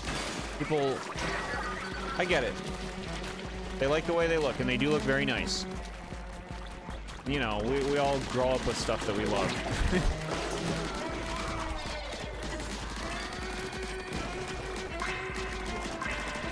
But I also get that, like, you know, everyone has different priorities with what they want out of media, too. Some people, they're not looking for compelling stories and interesting characters. Sometimes they just want slop in the trough. I'm just baiting at this point. That was bait. No shade if you like those movies. It's so super cool. George just can't be happy with things, guys. It's great. Now, what are we talking about is great? The movie is great, or Jord being not being happy with things is great? The ones you have seen are all wonderful. Favorite is Castle in the Sky. I haven't seen Castle in the Sky.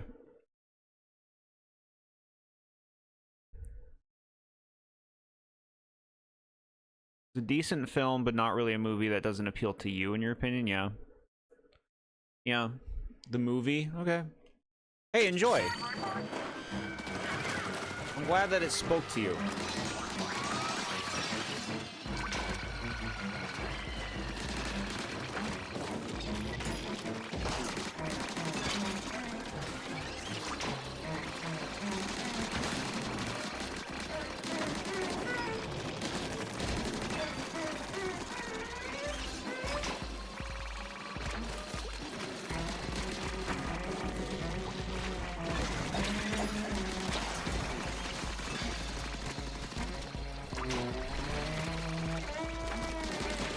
Funny how much HP you have in this game compared to like other Splatoon games. You know, like you can take so much damage in this game. Not used to it after playing other Splatoon.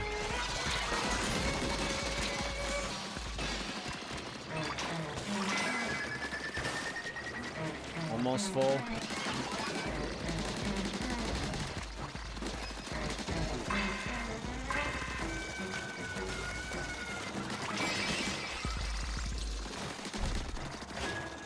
Grave of the Fireflies. Yeah. See, I don't want to watch Grave of the Fireflies. That just sounds depressing to me. That just sounds depressing.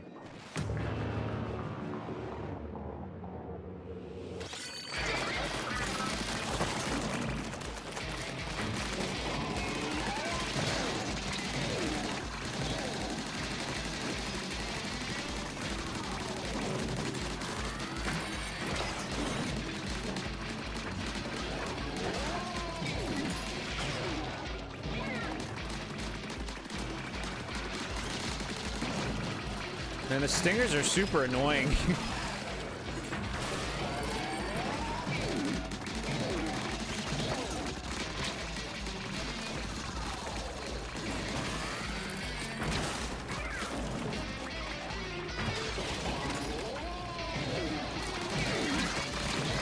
Oh my god. All right.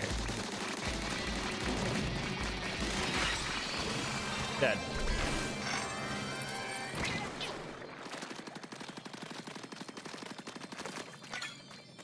Okay.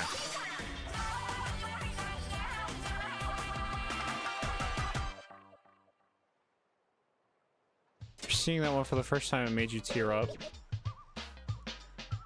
I think it would bother me, and not in like the depressing way. I think it would aggravate me that someone made a depressing movie. Like it would bother me because it'd be like, bro, I want to watch something fun. Why'd you make this?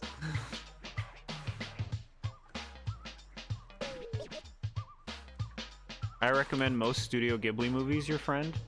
My friend? Who are you talking to, me? Which Studio Ghibli movies would I recommend? Like, you know, if you want some nice visuals, Howl's Moving Castle's got some nice visuals. Some nice vibes at times. You know, like some of the other ones look nice. You're doing good so far, thank you. We're seeing a bit something about a young girl who's a witch and obviously Totoro, yeah. Yeah. They got a lot of movies at this point. Bamboo shoot brooch.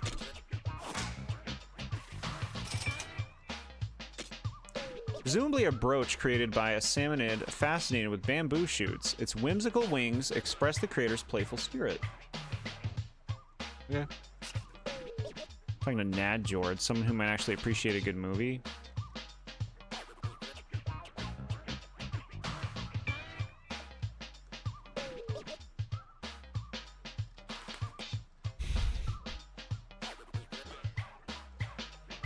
The witch is Kiki's delivery service. There's multiple ones with witches. But yeah, that's probably the one Nad was talking about.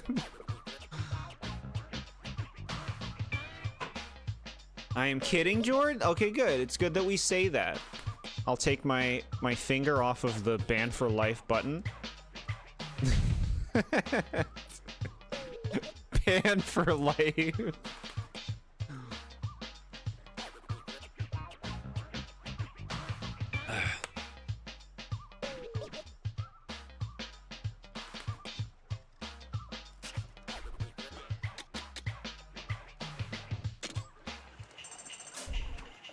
All right, we did another run. Now we're going again. Grave of the Fireflies is autobiographical, which is why I vehemently disagree with your point about being mad that someone made a depressing movie about their own experience.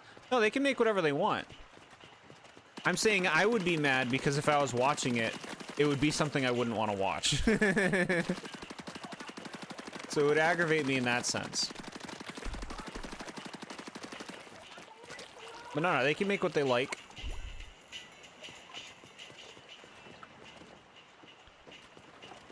Jord wouldn't ban us. He tolerates us.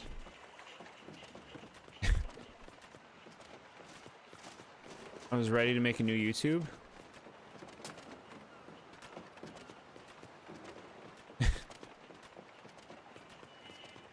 I say James and people who are new are like, who the hell are you talking to? No one's named James in chat.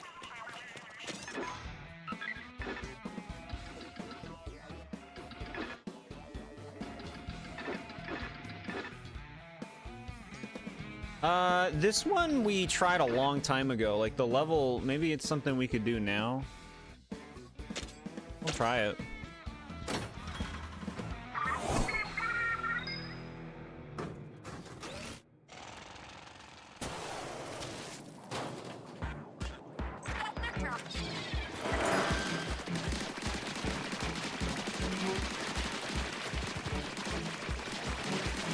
Okay, I mean, we seem strong.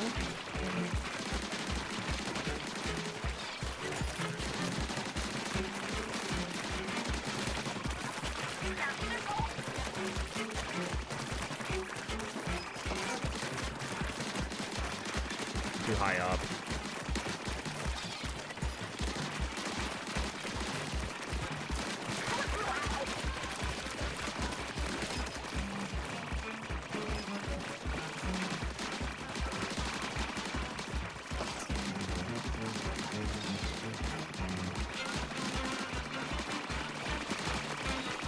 The gadgets are nice.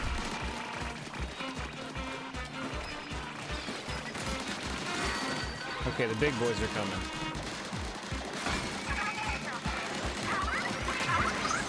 Good.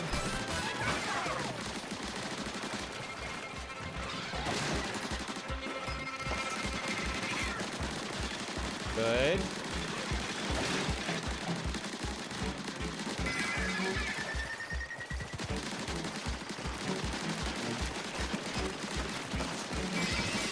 You got it, baby. Nice.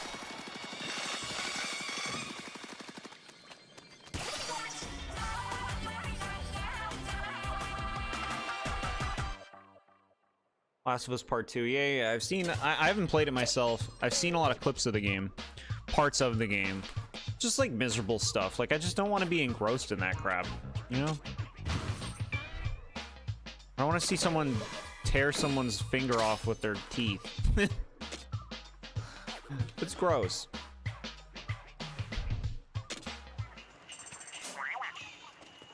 New outfit can make for a whole new you. Try one on for size from gear. Did I get a new outfit?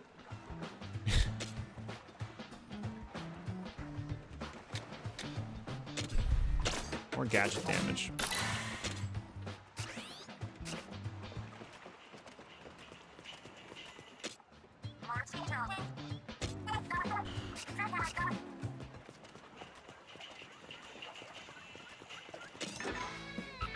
All right, that's another thing done. Oh, that's where we are.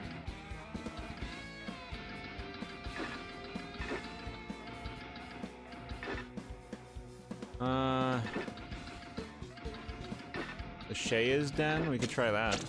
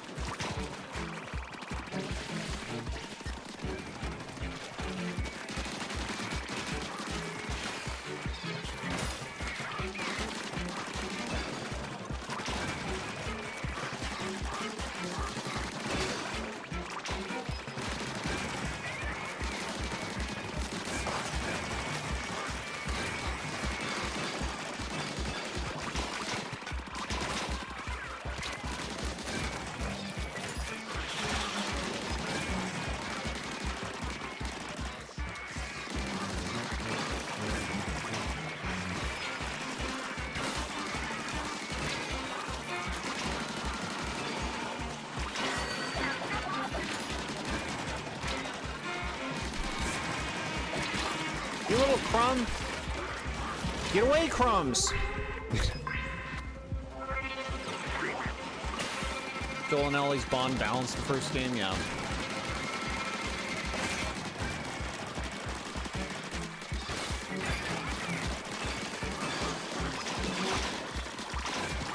But it needs to be more adult, and it's not adult if it's not depressing and dark.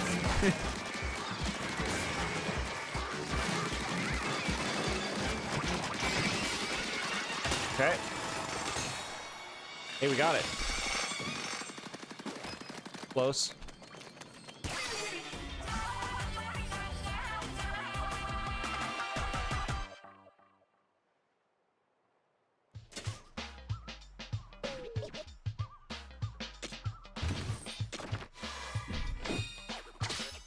Okay, we got another one of those.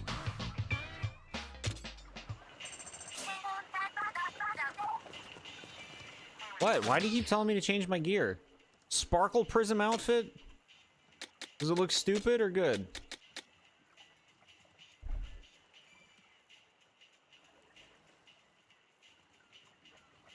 Is there anything else? Oh, okay.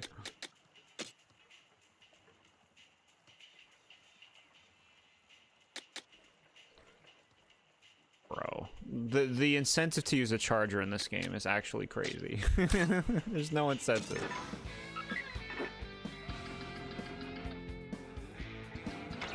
All right, let's get the strength tank.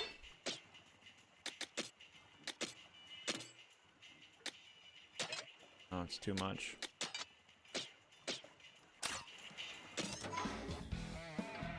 Everything's really snappy, like moving through these menus, which is nice. We could do that thing. Or we could just go ahead and do the final business. Doing this. Is the mechanic different from other Inklings? No. We're different in that we're special. Because we're guided by the player.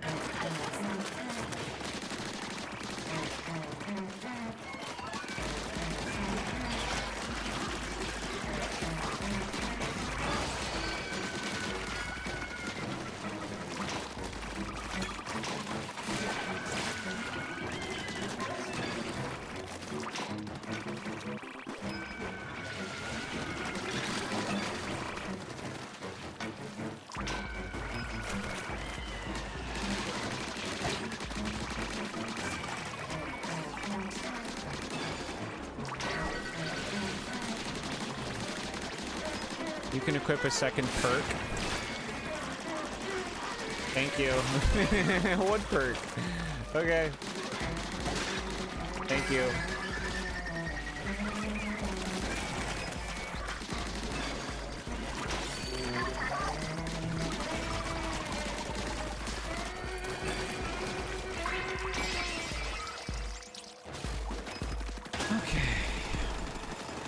Charges are excellent in this game. They allow instant burst damage from a safe distance. Your gadgets make up for crowd control. Alright.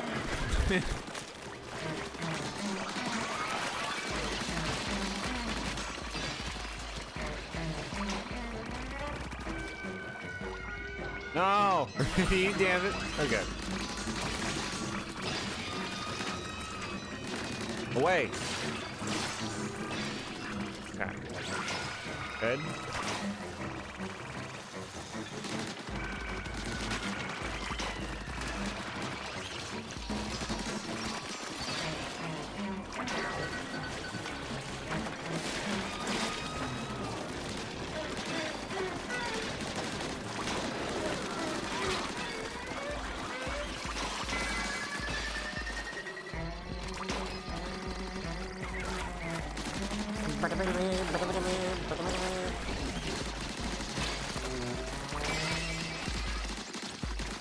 Okay.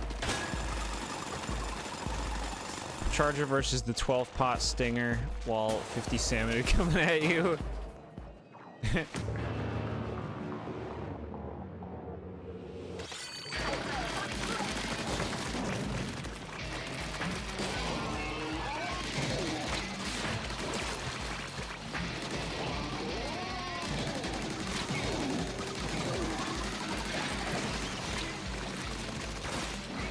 Bro. Enough.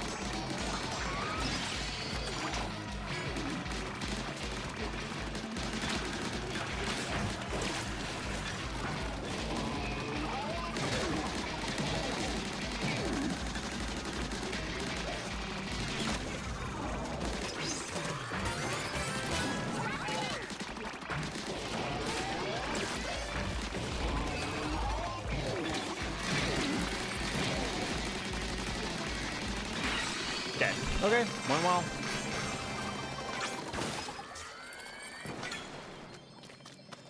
Cool. Keeping your distance, using your gadgets, and staying mobile. Yeah. Yeah.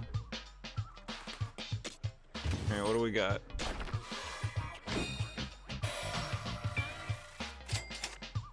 Ballroom mask?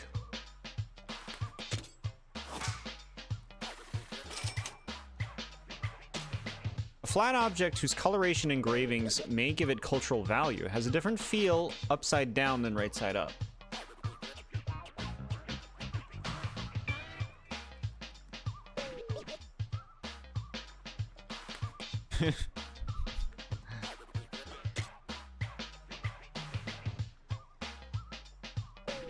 Gadget cooldown shortens by 0.9 secs when you are hit by a close range attack. Cool.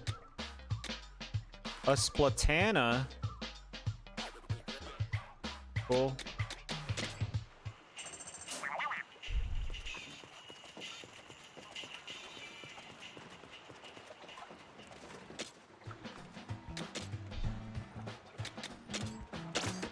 Gadget damage. Okay.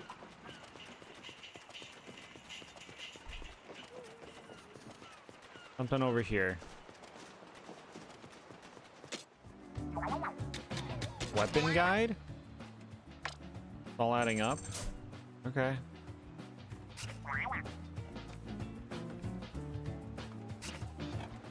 Perk that only works if I get the thing I don't want to happen in general. Yeah, I'm never a fan of, like, you know, stuff like that, because like you're saying, you're trying to not let that thing happen. Pick perks that you know are going to be a thing, or going to work and happen. You could argue chargers are safer than close range weapons. Yeah, I'm sure there's situations where that's true, yeah. What do we like? What do we want? I haven't tried this, but I don't want to use that. I want to use the Splatana right now. What do we got? Gadget cooldown, yeah. 10% chance that a small explosion occurs when a salmon is defeated. See, that seems nice. That's what we're trying to do, right? Like, that's what we want to do.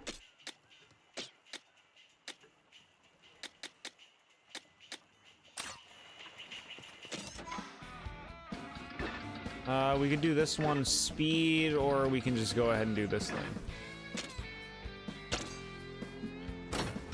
Weren't I blue earlier? Yeah. They changed my color depending on, I guess, what my tank is. What an eerie place. Let's collect the treasure and get out of here. Alright, so I see something crazy looking on that. Crazy. Alright, look at this.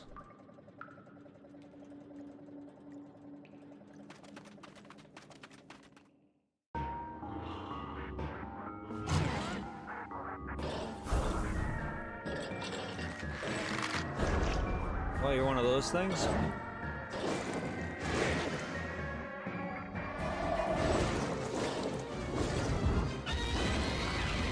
Flappetizer?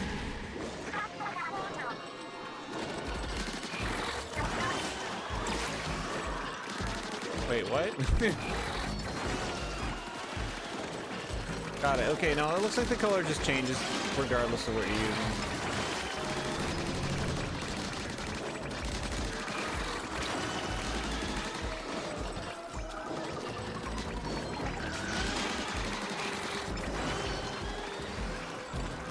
You say Monster Hunter, is that what this game wants to be? Is that what the inspiration for these fights is? Away.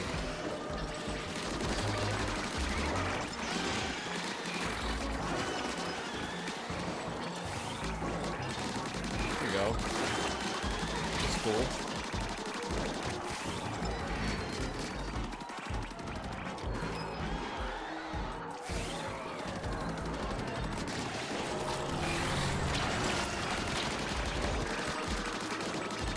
What is happening? Why am I dying? Oh my god.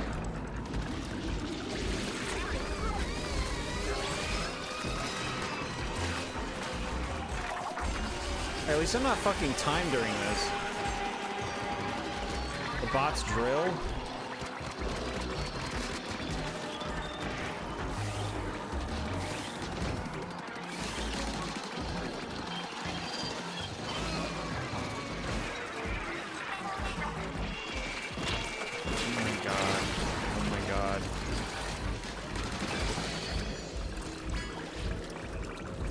Stinger.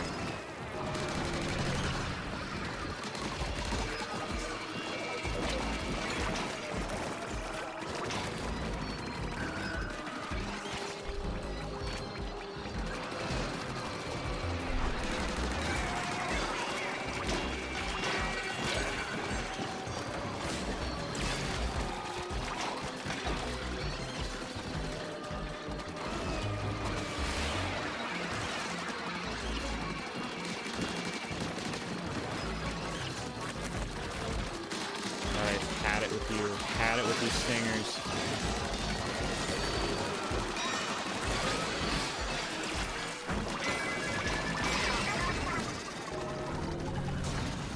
Use the drill when ready, like...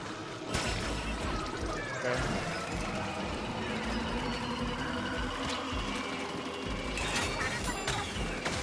Okay. Now's my chance.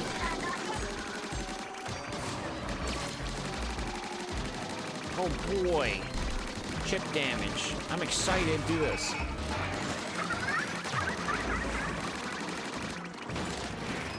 Why are you fighting? That's all I'm thinking. I'm like, this is not fun. Why is it so, like, over health? Like, the fight doesn't need to be this long.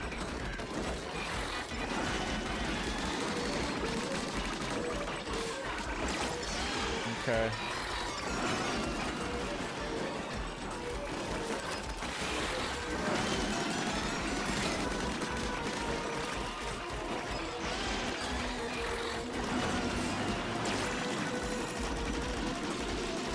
Dealing damage?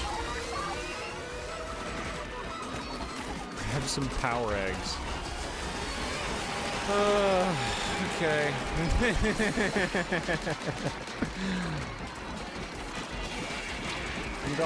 I'm doing it.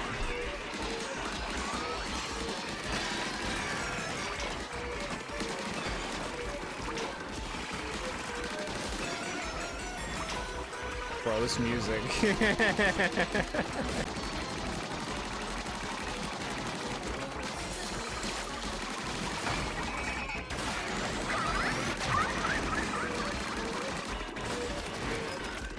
It's lagging? Sorry, guys.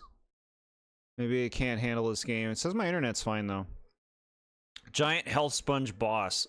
We can't damage it. We need to defeat a bunch of health sponge enemies to charge the drill to do some more damage. It's so boring, y'all. I'm with you. I'm with you on that. Yeah, it says it's fine on my end. I'm sorry if it's being laggy. We good? Can you hear me?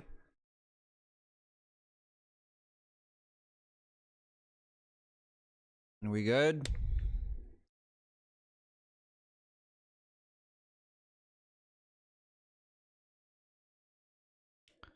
Just want to make sure we can hear you now. Okay, cool. Thank you, chat, for your patience.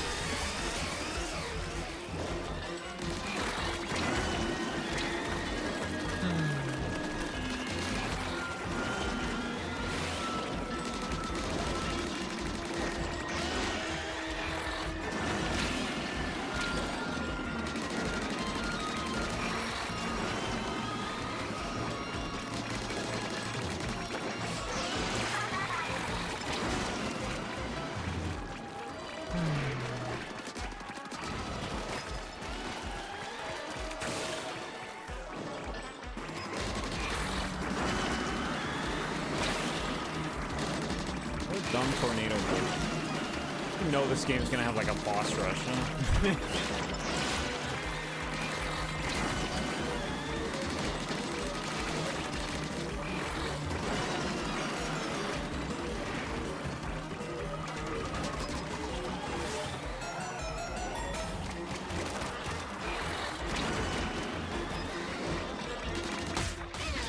Ew.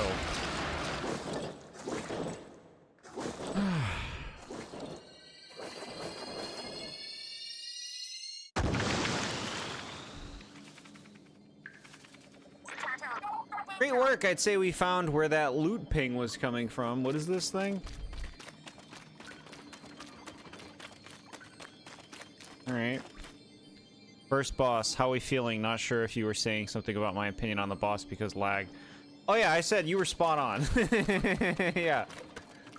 Yeah, you were spot on. I'm 100% there with you on that. Boring fight.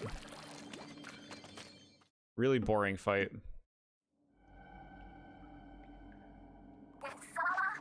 That nearly went a lot worse. I was sure you were done for. But you're not too shabby, are you? Ew. Personal space. Well, you had the good sense to team up with us, so I shouldn't have expected any less. Anyway, this is genuine treasure, right?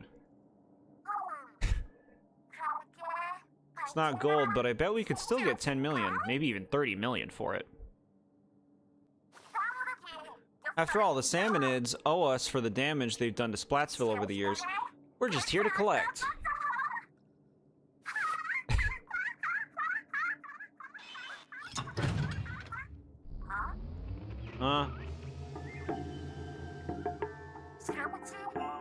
This song. An old family tune.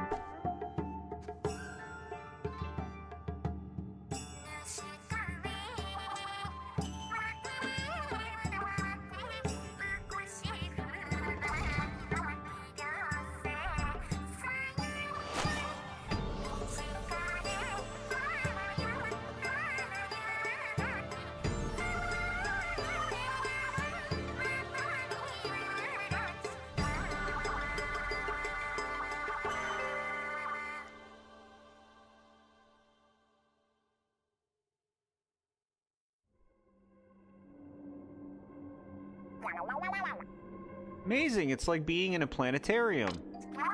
I was too caught up in the song to notice exactly what happened just now. Ooh, look.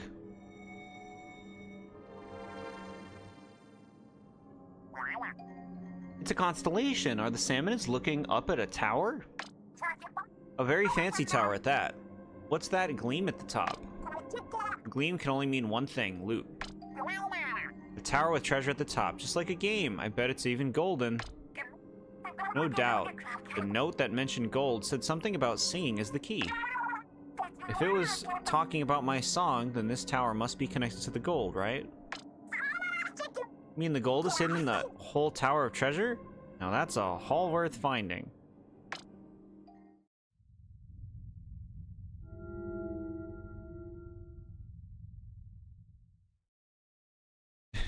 Meanwhile...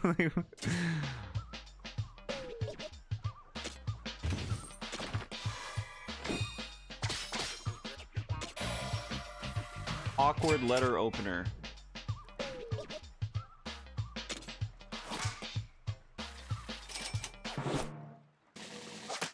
Loot scavenger. Something like a dull knife which reflects its creator's unique personality. Doesn't cut very well due to how difficult it is to hold.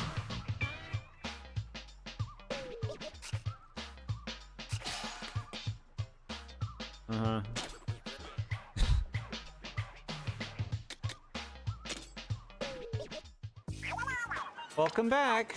Mechanics, Shiver, you did great. That might have been a dangerous fight, if the mechanic hadn't been there, that is. Thanks to you, we made it out just fine, so I think I can trust you for now. What Shiver is trying to say is thank you, and this is going to be a great partnership, right? Well, I didn't know you were a ventriloquist, big man. Hey, before we forget, did you not bring back the planetarium-looking thingy? The real treasure was the clue it showed. I saw no need to haul back the device itself.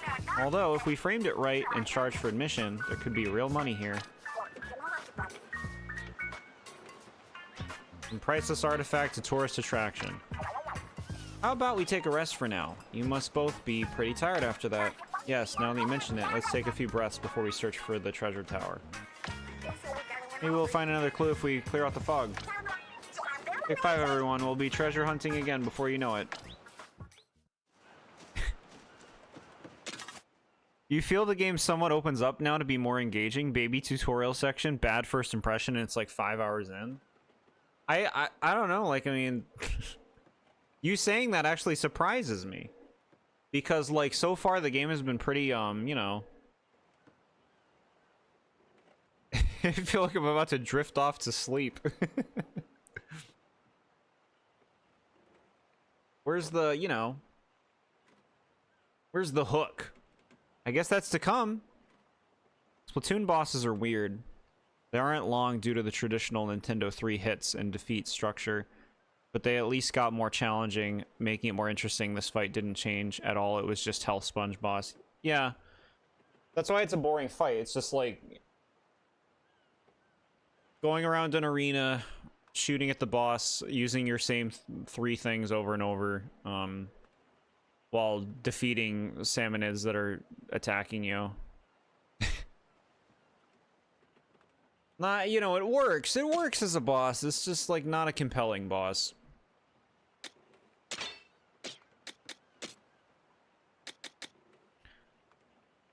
Fills up 6% faster when you use a showstopper. Gadget cooldown shortens by 2 seconds.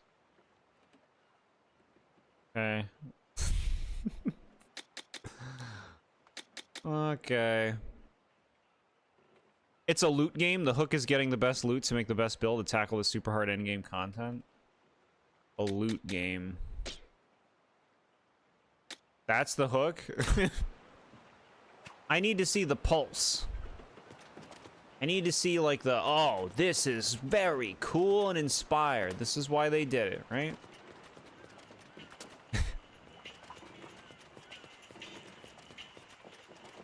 What do we got? Hideout ship level 2? Okay. I mean, this seems important to do. We'll do this. Got a plan to make the hideout ship more comfy? Works for me. We have the beginnings of some nice rooms. Though it might be good if they had, you know, roofs. Sounds like a big job. Food first, then building? Like what?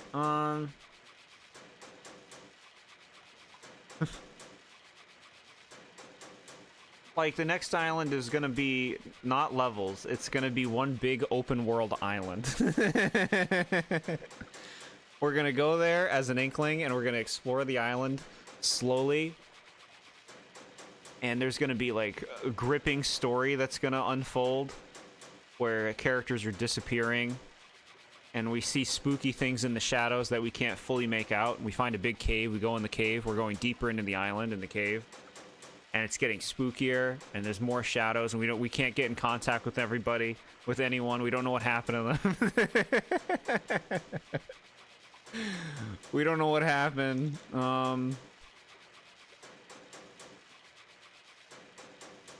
Like, we teleport away from these islands, and we're in, like, a different world that's really creative and cool.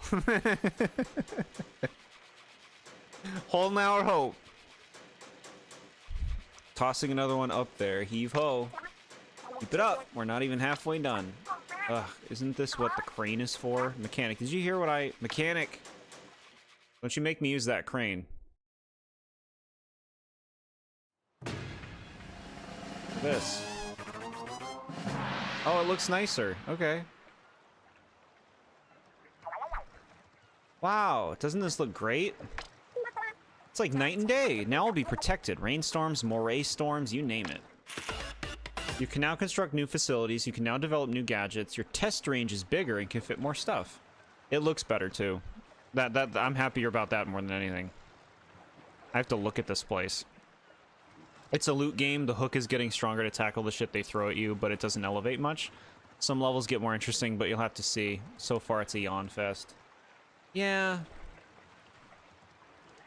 It's just like, I don't know. Is that like all the game? There's a bit of a worry, you know. There's a bit of like, is that what the game? Is this what the game is? You know, is it just you go to these samey looking locations that are pretty unmemorable, to be honest. Like, I'm not going to pretend single player levels in Splatoon are generally very memorable, but I feel like they usually have more identity than the ones in this game.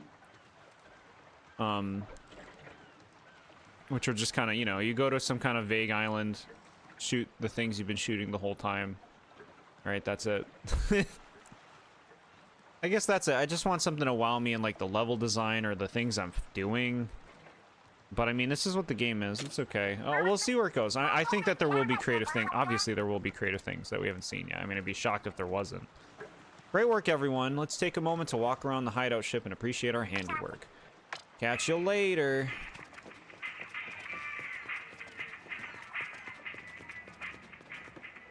Okay.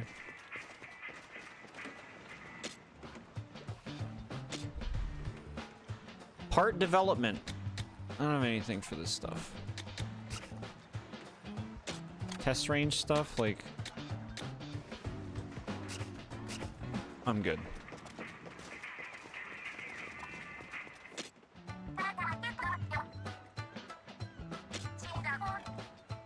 Okay, what do you got? What's this one? Meteor Mitt? Splashdown? I'm the only person who called it that when they saw this one. I'm so smart. I thought about the previous ability in Splatoon 3 and 2, and I called it. Tether whale. Ooh, this is cool. It's kind of cool.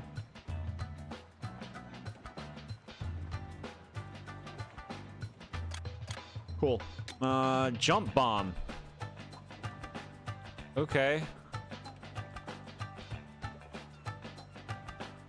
The game is more or less this, but everything gets stronger and requires more creative build crafting. The level design does get more involved, but nothing fundamentally changes, yeah. Yeah. Well, I'm still having enough fun playing the game. I like Splatoon's basic gameplay, you know? That's some nice looking perp. That looks good. You don't recall a general level in past single players, but you remember the cool things like jumping on the bumpers, grinding through grind rails, and the platforming with the swimming. Yeah. Yeah.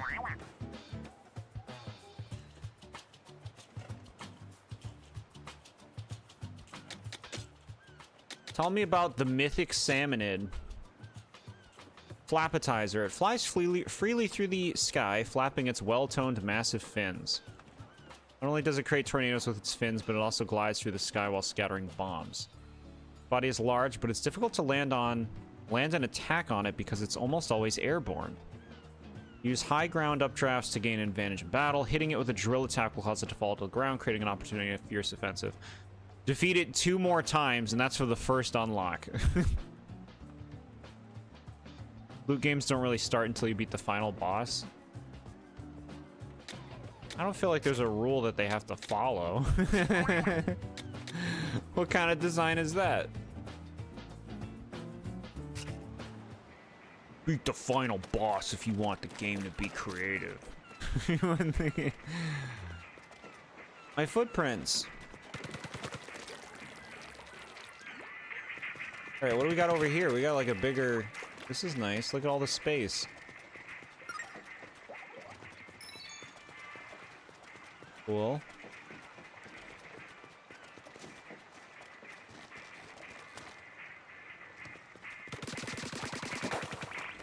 One Toto.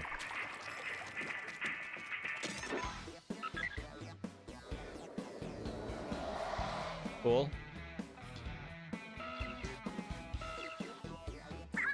Yo, mechanic, you're getting pretty good at raiding with us.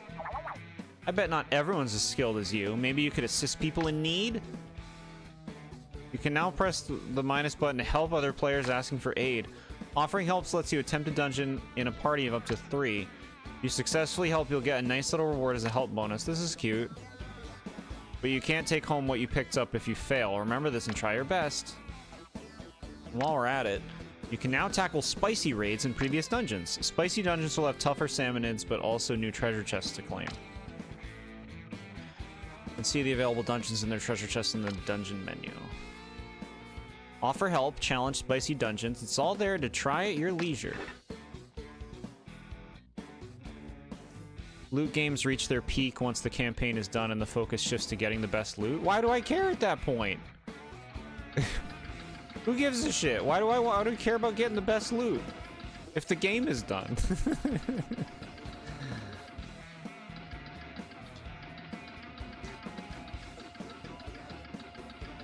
Trying to look around, trying to get a feel for this world.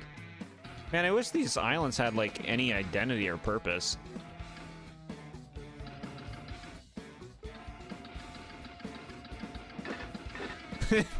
What a thing to say. Freda Trail. Alright. Chowder. Red Paradise outfit acquired. Ooh, is this cool? What do you got?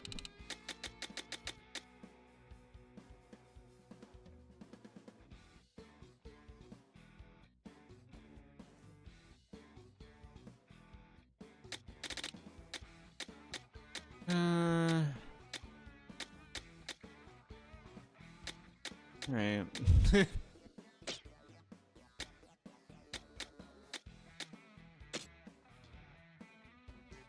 We should try Splatana. Weapons that send ink flying from centrifugal force when swung. Charge slashes increase damage in the distance ink flies. And also do a charge slash while lunging forward. That island has tree plankton, then you play and it's a sandy area with 1-2 trees around. Tree plantation, yeah.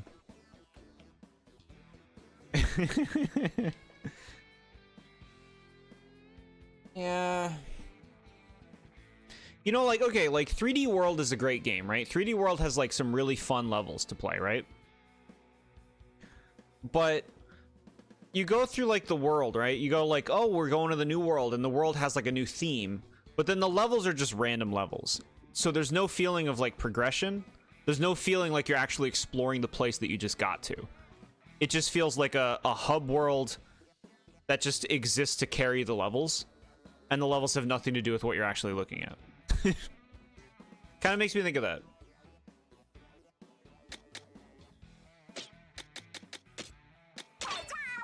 What do you mean bond?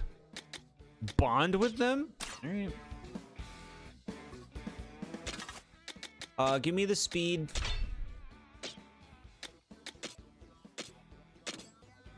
Tinker. The name's Tinker. I work for Peter Pan. Shut up. I'm Tinker. Raid on spicy? I think not. Give me the basic. You're doing this as Splatana? What are you thinking?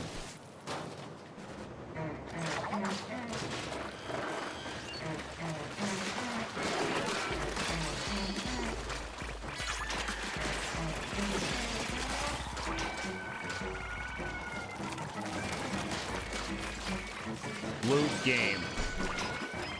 The children need something to play for the rest of their summer vacation.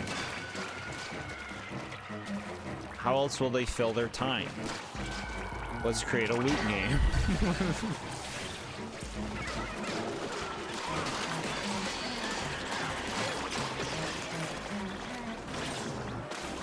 Okay.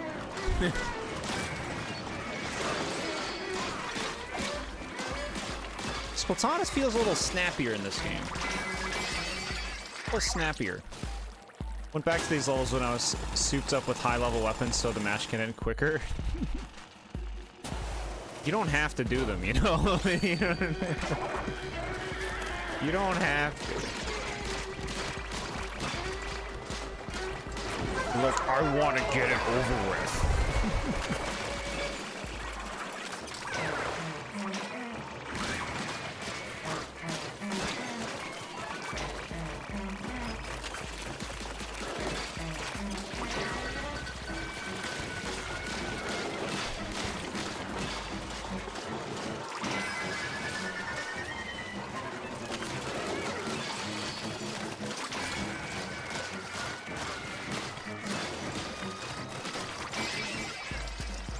Doke.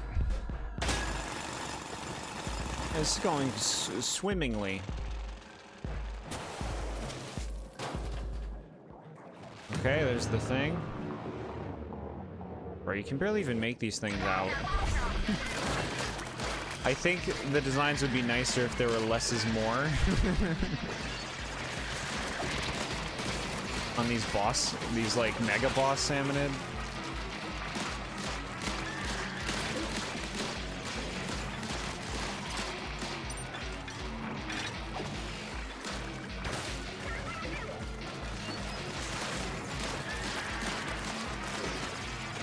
I don't have to, but I'm a completionist. I do everything the game has to offer, even if it bores you.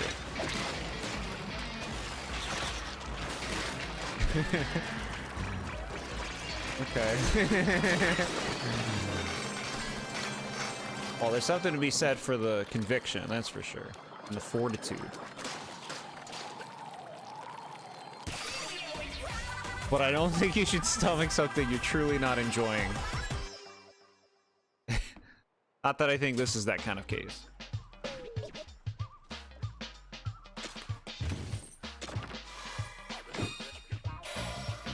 Miniature scoop. Cute.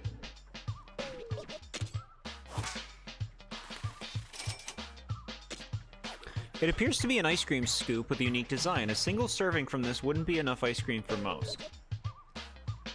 Yeah. It's true.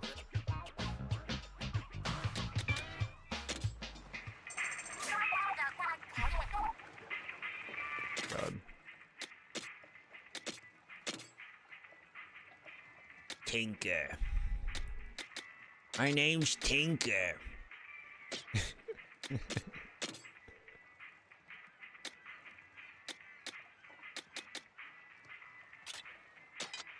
Okay. Persistent Booyarang. Seems pretty nice. Am I the only one who prefers to be conservative when criticizing something? I'm interested in understanding more. Do you have a deeper explanation for this? Conservative. I'd like to hear an explanation on that. Teach me.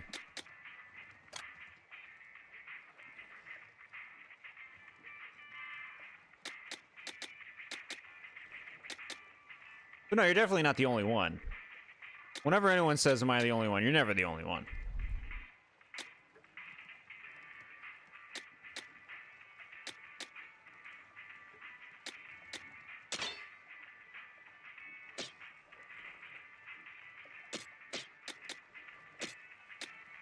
HP and ink recover 10% faster. Okay.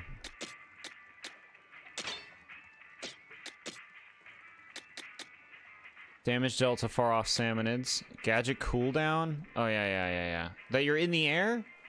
Alright.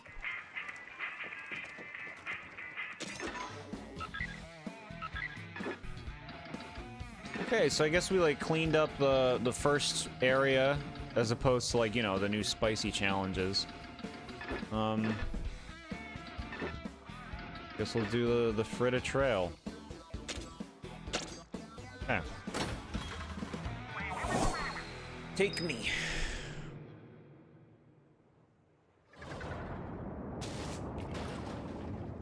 Is this like a volcano? This is cool, this is different.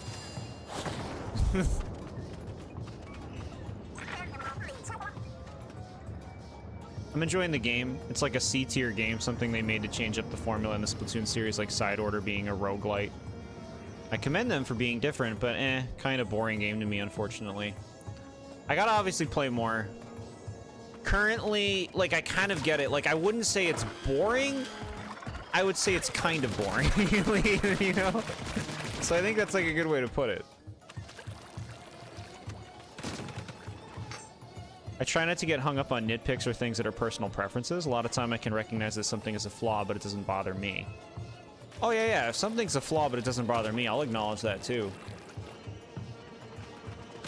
I have nitpicks, you know? If I have a nitpick, I'm fine with calling it out. Like, why not? That's how I feel, right? I'm not trying to please anyone, you know? It's not like I'm, like, talking to the developers about the game.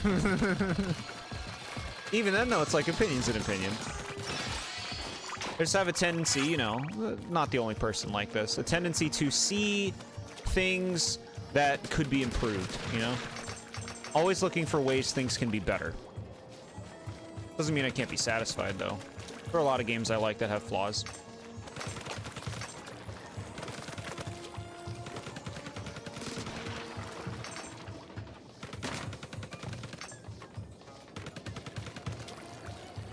I'm having enough fun with this game. There's still much more C in it. Oh boy, look who's here. Okay, yeah, I just realized, wait, I don't have bombs. So what is your thing? We just shoot you now? Oh, okay. We just shoot you now. What's that? Give me that.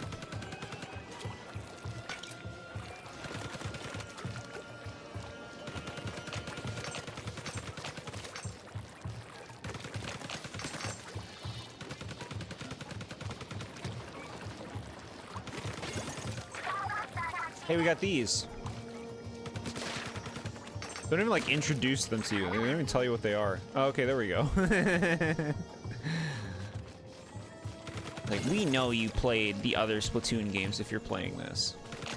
How many people do you think are playing this game that didn't play any other Splatoon game? I mean, obviously there's some.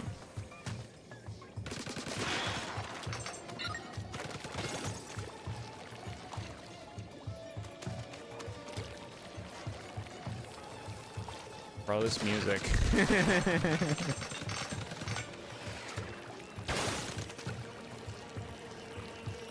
I'm gonna put on the Chain of Memories music again.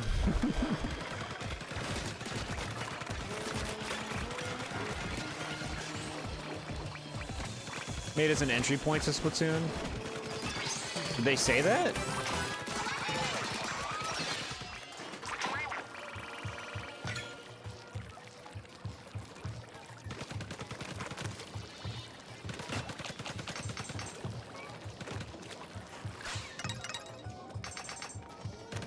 Okay. Go here. Give me Corona Mountain vibes. I can't believe Corona Mountain is designed the way it is to end that game. What a thing to end that game with. The fucking boat piloting is crazy. This is crazy. Who did that?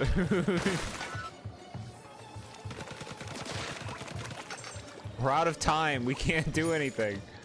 Quick, throw a boat.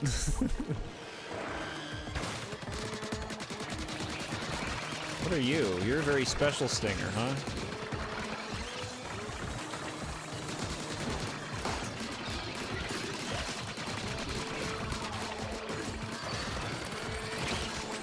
Yeah.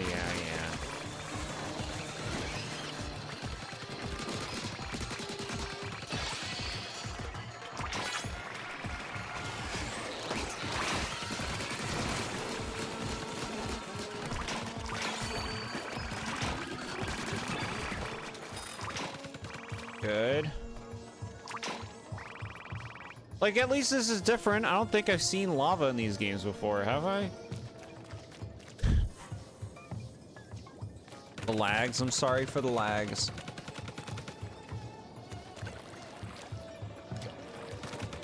So, James, I'm not sure what you wrote. Because it auto-corrected it to soccer. So all I see is you saying the word soccer.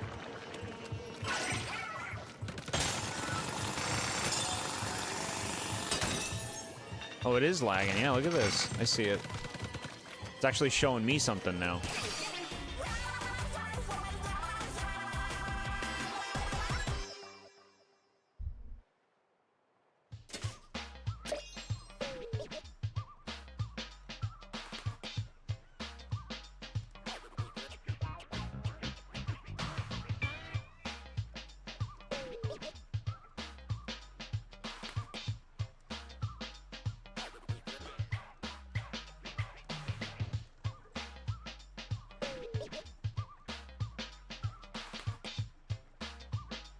Am I still lagging or am I here? I said lagging. Yeah, I know. You spelled it differently, though.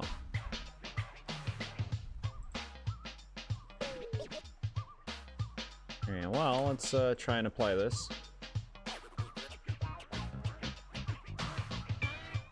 Will that cool you down a bit? No. Still giving me trouble, huh? Try this. Alright, you good? Can you stabilize? No, you're being weird. You're being inconsistent.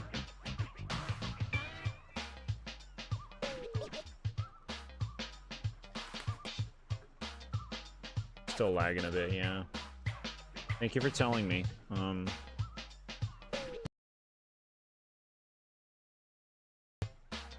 Yeah, you said soccer again. Okay.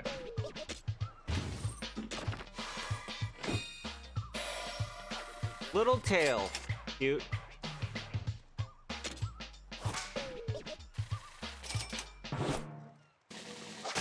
Treasure hunter. Cool.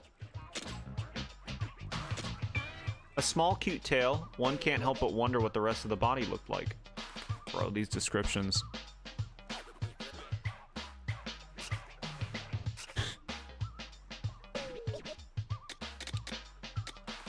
Flyfish's bin. A shoulder-mounted flyfish device, this model has launch tube covers that slide open for easy missile launching. They had to redesign Flyfish. Naturally assumed we'd succeed. Alright. Look at him.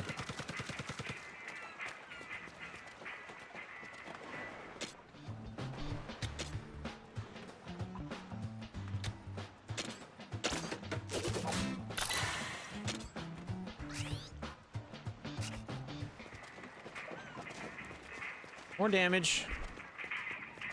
Looks like no lag, so we good again? Okay, thank you very much for telling me that. Glad to hear it.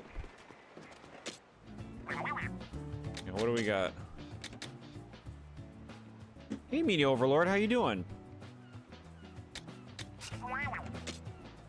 Shit, they took away my exclamation points. Now I don't know which ones I didn't look at. I went back just to test it. Spring Chum? Spring Chum bounce constantly. They bounce into their targets, hitting them with the spikes on the springs. Watch their movements and time your attacks wisely. Keep your distance when fighting, as they can be squirrely at close range. So it's like the spring octolings.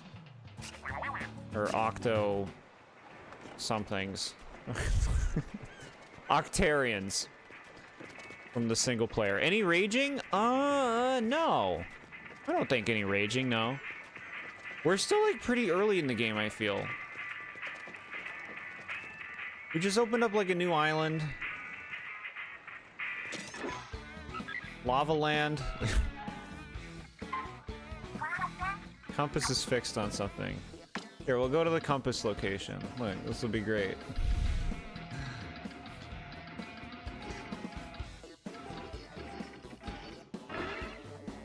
Alright, leaps off the tongue. That's gotta be great, right? Maybe this will be raging. Maybe it's describing my swears leaping off my tongue. Jump bomb? Oh, it's this thing. Okay, so we get another jump.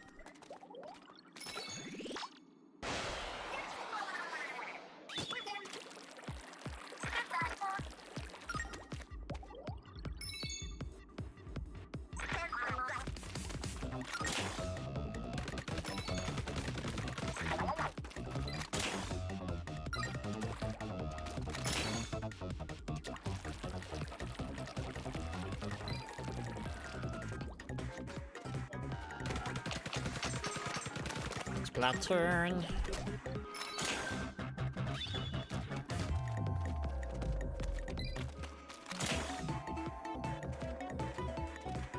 This power is called jumping. I mean burst bomb or whatever. No, it's not burst bomb. That's something else.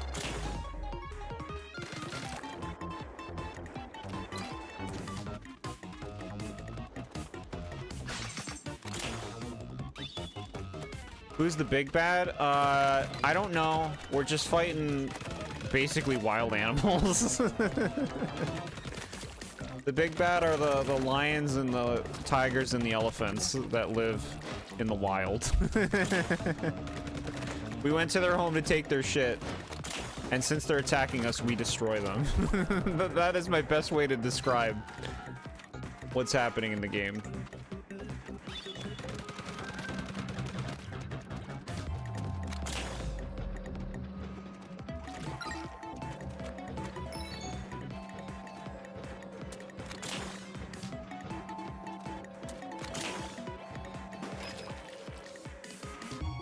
We are being mean.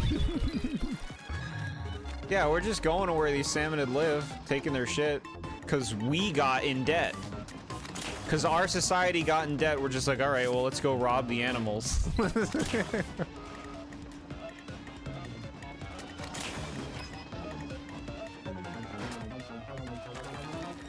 baby gamer. We're the villain in this story. Yeah, that'd be a nice twist, right? They need to make salmonid heroes. We need to see like little cute salmonids. We're like, no, you're destroying my home. I hate you. Get away. I'm gonna protect my sister. And little Jimmy. I already killed little Jimmy. No. Not my little brother. That was fun. It was a fun challenge. This set before Splatoon 1. No, I believe this is set after all of the other Splatoon games.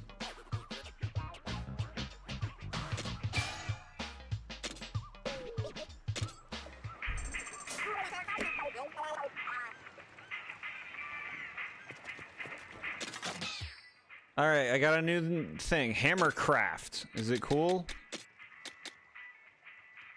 These are barely fucking different from each other, man. Give me some varied outfits. It's all the same look. Give me something different. This is cool. I would wear this. Look like a Street Fighter character. Does it say how to get that? Oh, it does. It just straight up says scan the Shiver Splatoon Raiders amiibo. Okay.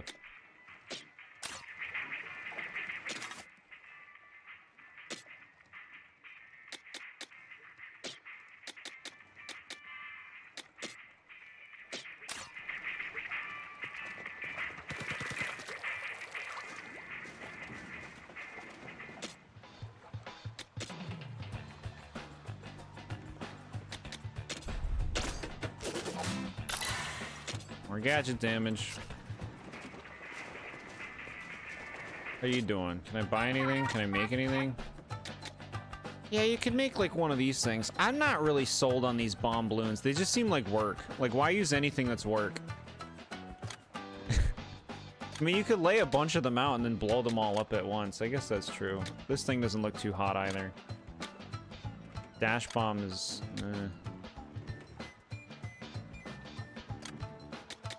Alright, I'll get the bomb balloons because I've been using the purple a lot. This should make our raids much smoother. Explodes after being attacked. Yeah.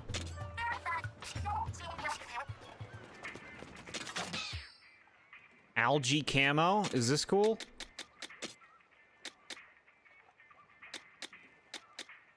No.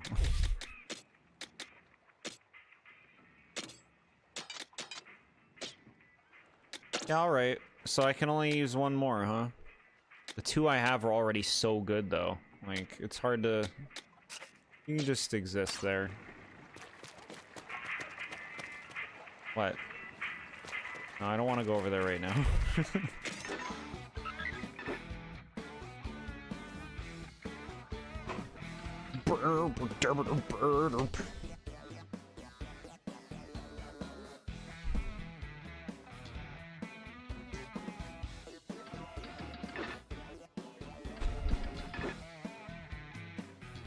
Raise Bull Den, 16, 15.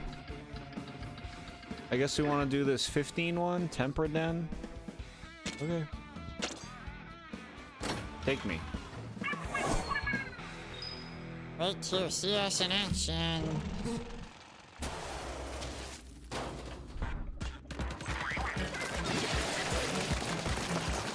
Okay, calm down.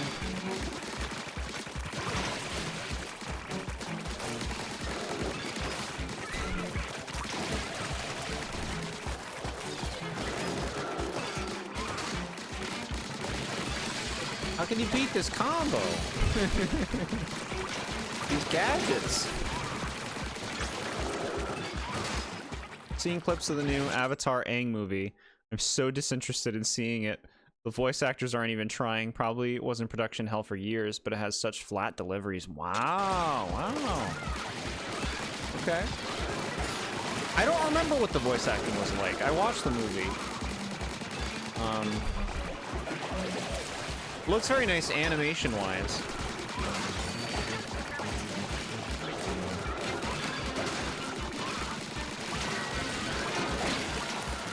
But yeah, I don't remember what the deliveries were like. I believe you.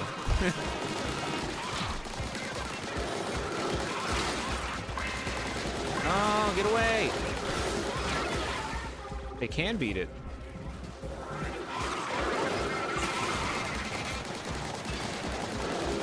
Bro, what the hell? You putting bosses in here? Yeah, they're putting bosses in here now.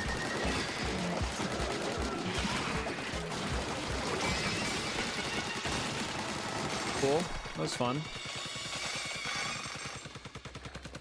Sokka was energetic in the show, and in the clips you've seen, it sounds like they didn't want to strain their voices. I mean, they are also older. I will say, you know, kids are pretty loud and obnoxious. So maybe, I don't know, he's like not as at the ready with his screams.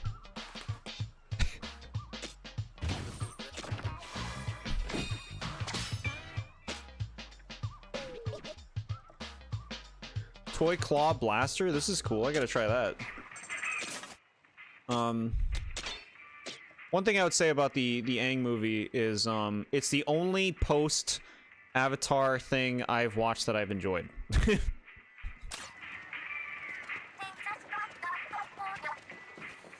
Like, Korra sucks. Whoa, look at how long range this is. The live action movie that M. Night Shyamalan made sucked. And the new live action series sucks.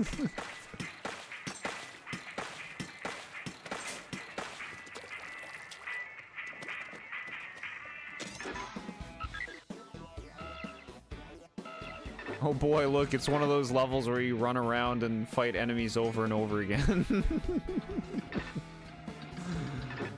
Oh, this is funny. What do we got? 16 there. I guess we're doing the running around level. Tater Rocks?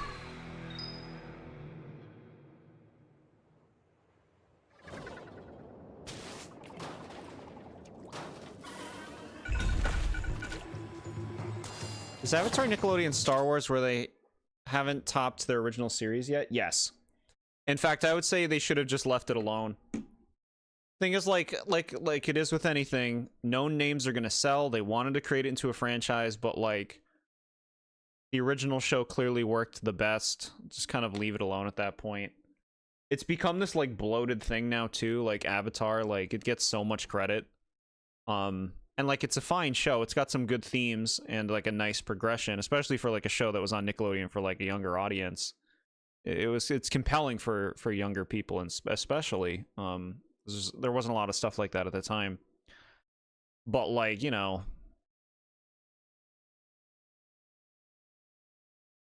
it's not the best thing ever made.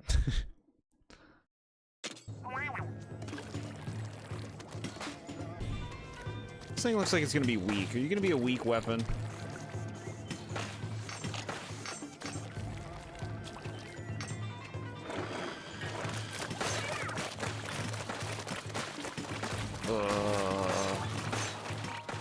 Alright, you just gotta hit the sweet spot. It was a show that wasn't made to be a big franchise. Got it, that's what it feels like. Yeah.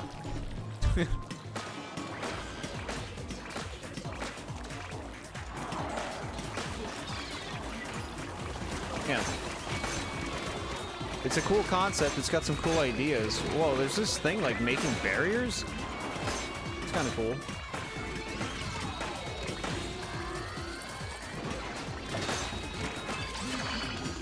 Smoker. Ooh, I like the range for dealing with shit like that thing. Stinger.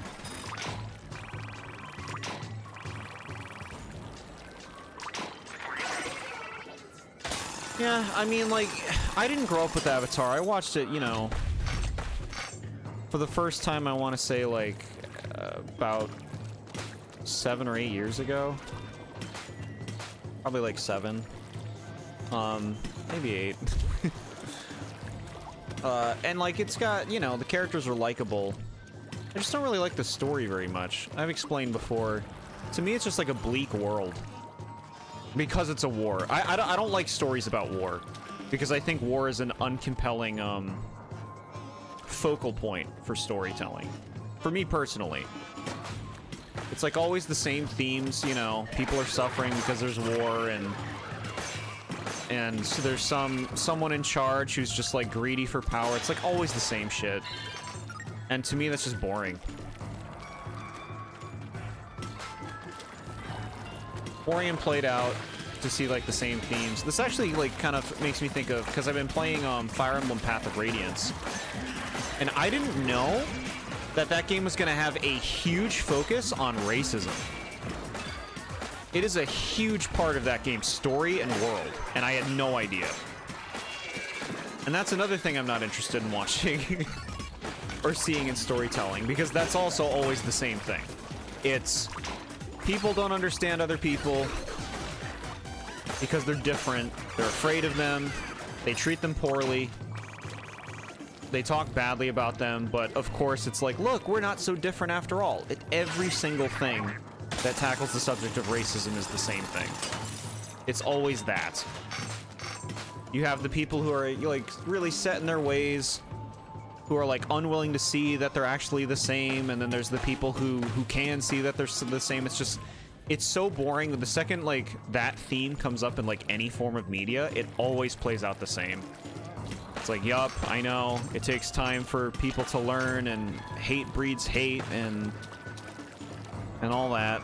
I was very surprised to see how much it was focused on in Path of Radiance.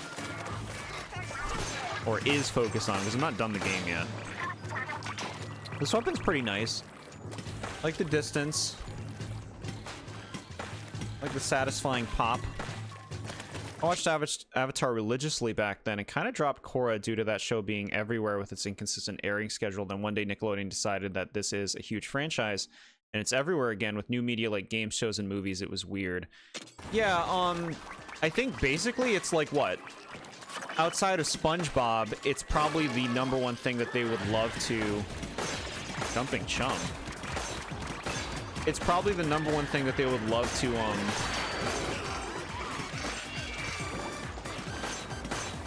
capitalize on the most, right? The thing that they would want to turn into a consistent moneymaker the most after SpongeBob. Like what else would Nickelodeon have after that? So like, I'm not surprised they're attaching so closely to Avatar.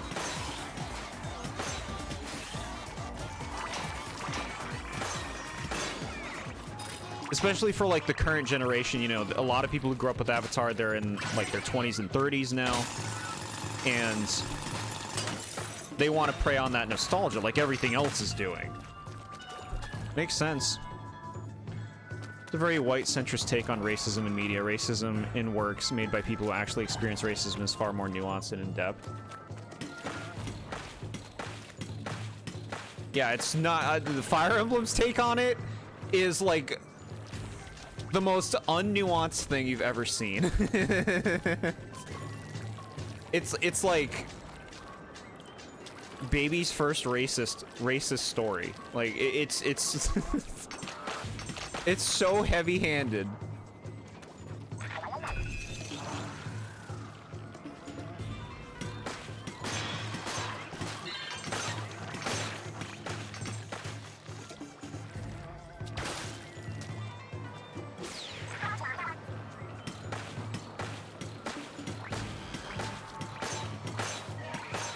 What's even stupider in that game is like,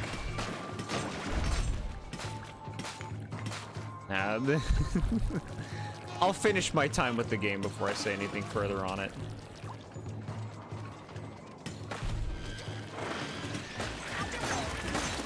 What is this thing?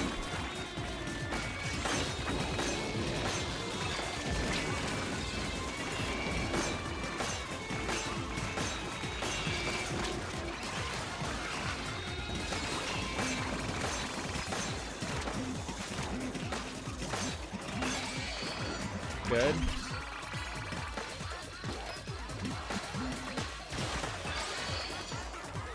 Way.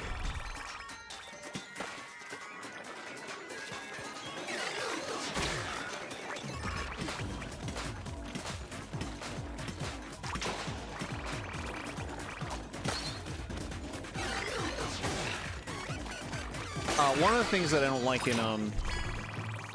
in Avatar is the main villain. Because I just find villains like that so bland. I'm just an evil, selfish, unreasonable asshole.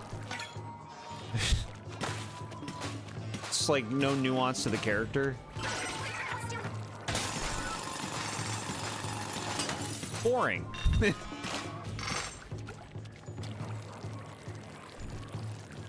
I like Appa.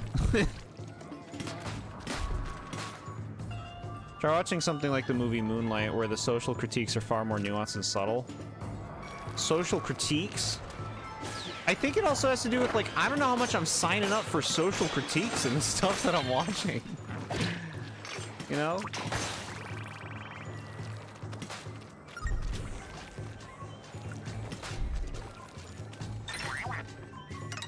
Okay, those appeared too late. I would have jumped.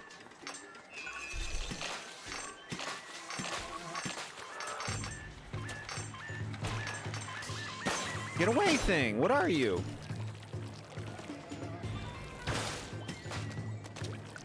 The lunatics.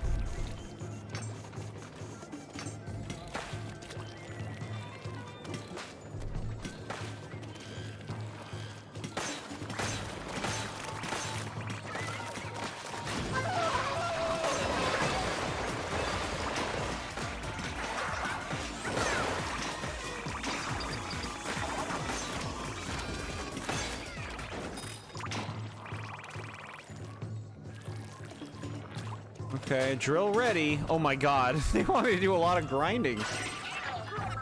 You don't remember Ozai being an in-depth villain. They pretty much say he's evil just because no tragic character development. That explains why he wants to be a ruler, yeah.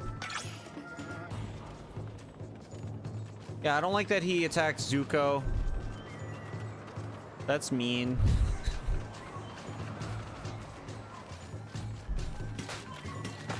I don't like that. You don't gotta be so mean.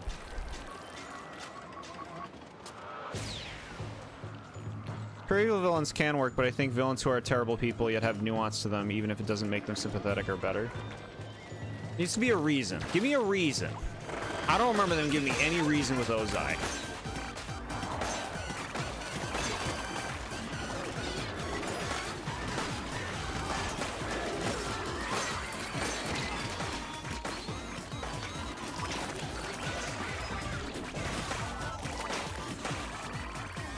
Making a pure evil villain compelling takes a lot of writing skill.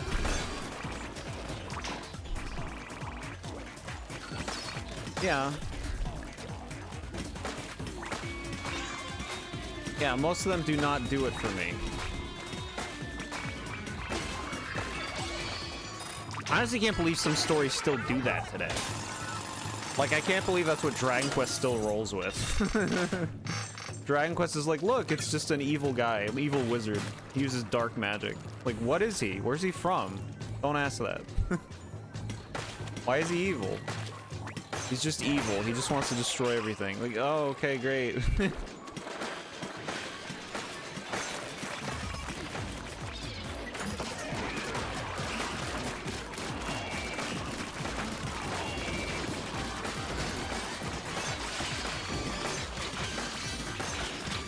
Little Crumb.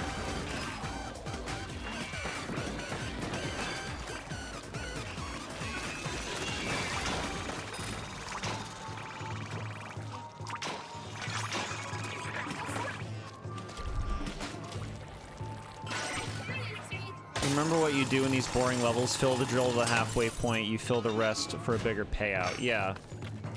Yeah, I was going for the full thing this time because we didn't last time. Bigger payout. My grind loot game.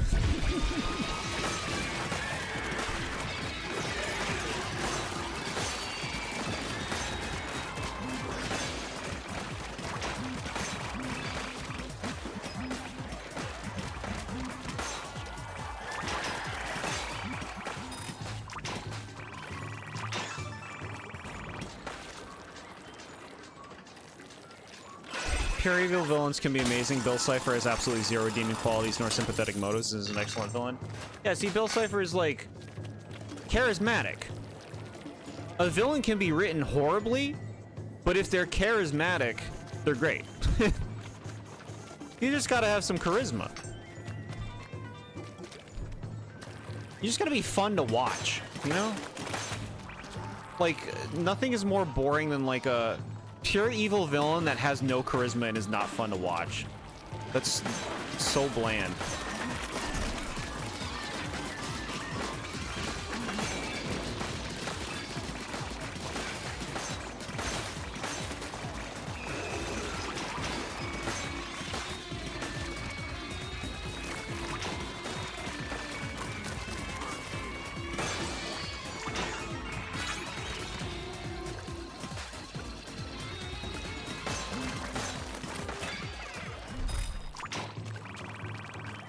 Okay.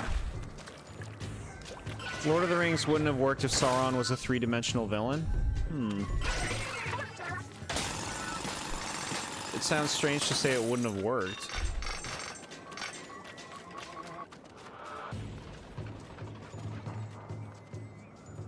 Bill Cipher is just a fun villain. I don't care why he's evil or what he wants. It's just fun to hear him banter. Yeah, like, he's entertaining. I think there's two general ways that I see, like, a villain being something that I enjoy. The first is, you know, they feel like a threat, they're compelling, they're dangerous, they have, like, a nice style to them. And, like, interesting, you know, history and story and stuff. Or they're just entertaining and fun. Like, they're funny or fun to watch, or they have, like, a really thick personality.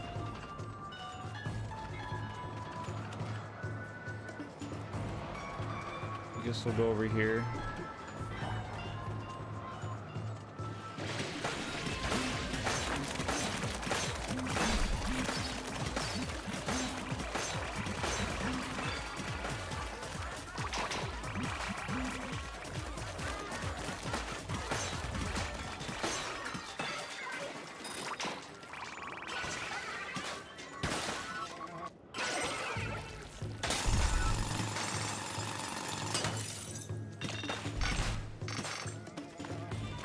Okay, I guess like one more.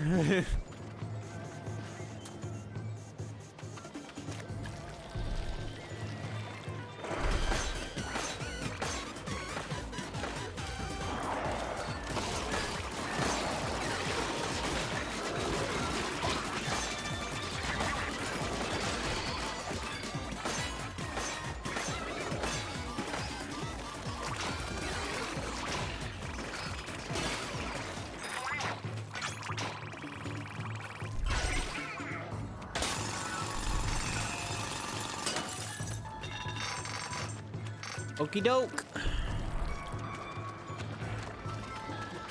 Balance? Where'd the balance come from? Alright.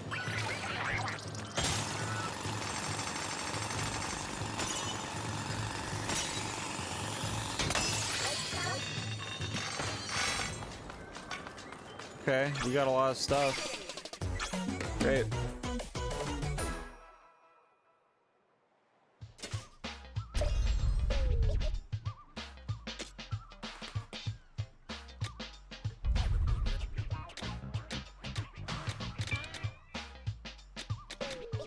Smoker's tank. This tank was once strapped to a smoker. It's quite heavy. It must be difficult to stand up straight while wearing this thing. Okay.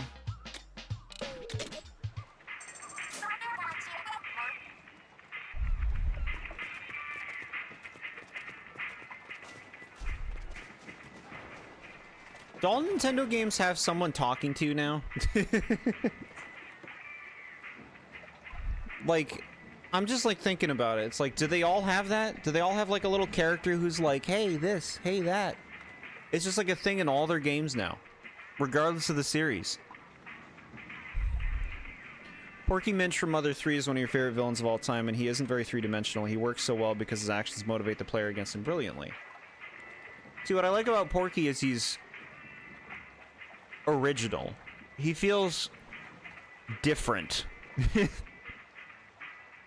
His motivations, you know, they're not deep, but you can understand them. You can understand his character. But, like, it doesn't stop him from being interesting because it's not a character you see often.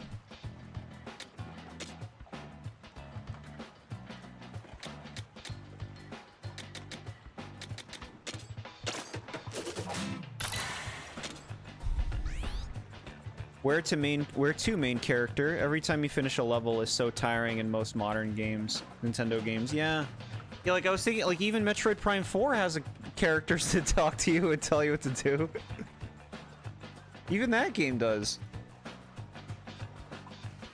Like, you know, you have like, there's like a little helper, either like with you or in your ear or something, who's just like always like, hey, this. You got like Cappy and Odyssey. You got Pauline and Bonanza. You got, like, every Zelda game has a thing like that. I guess Tears of the Kingdom doesn't? Do those not? I think that might be our saving grace. Those modern Zelda games, I think, might get away with it, right? Unless I'm forgetting something. I think those... Which is funny because Zelda has traditionally had little partner characters that tell you what to do in the older games, but I guess the Breath of the Wild and Tears of the Kingdom actually does avoid that. Pikmin, it's really bad. Pikmin 4, good lord, shut up. They never shut up in that game. You got your little partner character, an Origami King. I mean, in this game, Splatoon, you know, every time we ended a level, they're like, hey this, hey that. Little characters guiding you. They just feel the need to do it.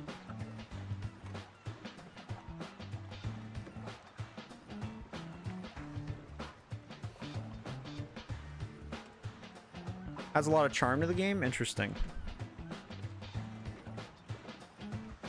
They need to make sure they tell you what to do in case you shut the game down and forget what to do. I do believe that that is a big reason.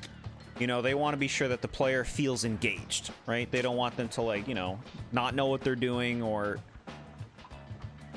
not feel appreciated, essentially. Develop new gadget parts using stuff like salmon and drops and shards. Okay. It's expensive, but I guess it's good. You want to develop gadget parts? Is that possible? We don't have blueprints for these like we do for gadgets, so we'd have to build them from scratch. Did you reverse engineer them from the parts you've used? Good thinking, mechanic. Man, well, I suppose you've proven you can do whatever you say you can. Fair enough. What sort of workbench do you have in mind?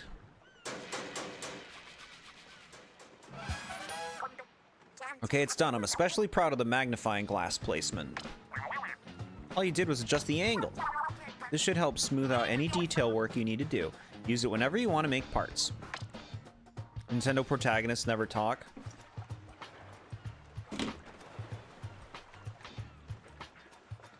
And I think that actually, like, is an interesting point, because, like, that's getting me thinking now, too, because it's like... making the protagonist not talk... it's like an excuse for this stuff to be reiterated to you. It's like an excuse.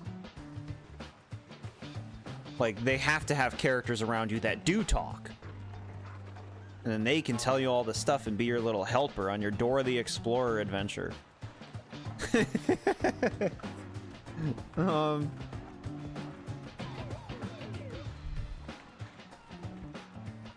Man, remember Pikmin 1?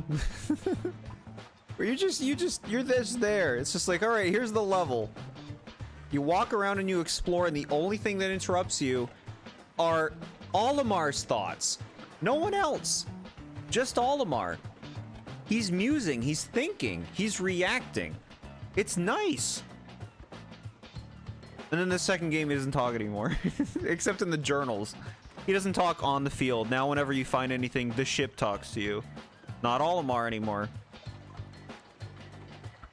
Nintendo has this odd mindset where they have to make sure every game they make is someone's first game ever, so that's also a factor, yeah.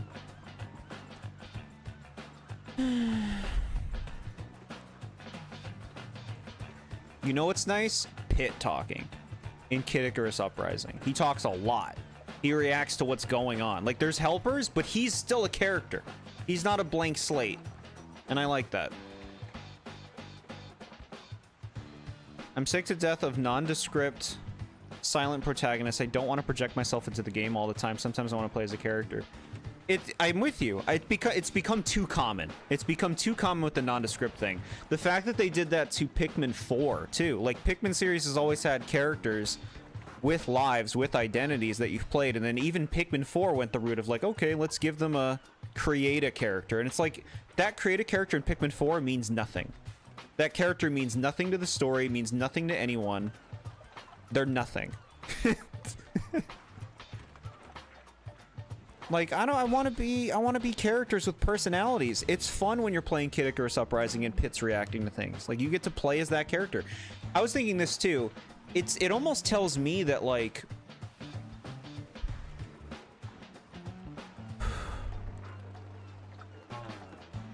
do they not trust that people can get into the identities and stories of other characters? And I mean, like, obviously that's not true when you look at media, right? People get into characters in shows and movies all the time. Why is it, like, with so many games going the routes of, like, okay, they need to follow some voiceless protagonist with no identity? It's like, no, we can get into characters. We want to. We like that. I mean, I know a lot of people do really like making their own character, but, like, reserve that for the games where it makes more sense. I don't know. Create a character works in this game just fine. It's just... it almost comes off as, like, they're afraid of alienating anyone, you know? They're afraid of making a character that people don't vibe with, or that some people reject. So they're just choosing more and more to make blank slates. Even a lot of the characters they make don't talk that are characters, that are structured characters, like Link and Samus, who barely talk, if at all. Like, why can't we play a character? Like, that's what I'm talking about with Pit. That's like a character that pulls no punches in terms of, like, he has his own identity. More games with the protagonist as an actual character. Yeah, I agree too. I agree. Guess it makes it easier because they have to assume someone hasn't played past entries to alienate them from continuing a game. Make a new character, right? Make a new character for us to play. We don't have to be so, you know, it doesn't have to be like every game in a series you play as that character doing that thing. Pikmin 3 is a new cast. They're not like super compelling, but like it's at least they have their own personalities. Their own like dynamic with each other.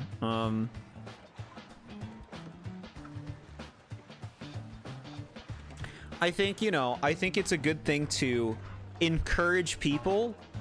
This is like more of a social thing.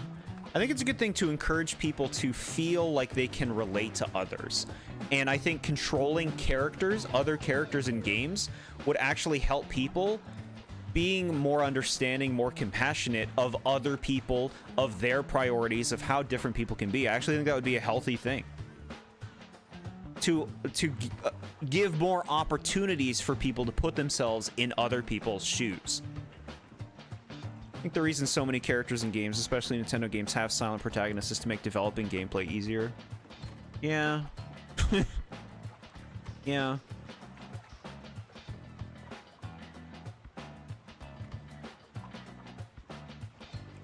Yeah.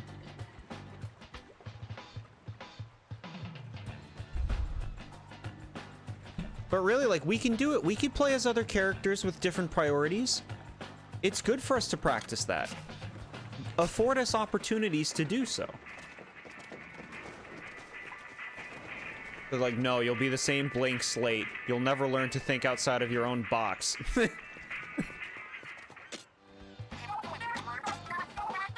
Trying your hand at making new gadget parts, but you can make parts with different effects than the ones you found? Well, if anyone can, it's you. What kind of part will you make, and for which gadget? Cool.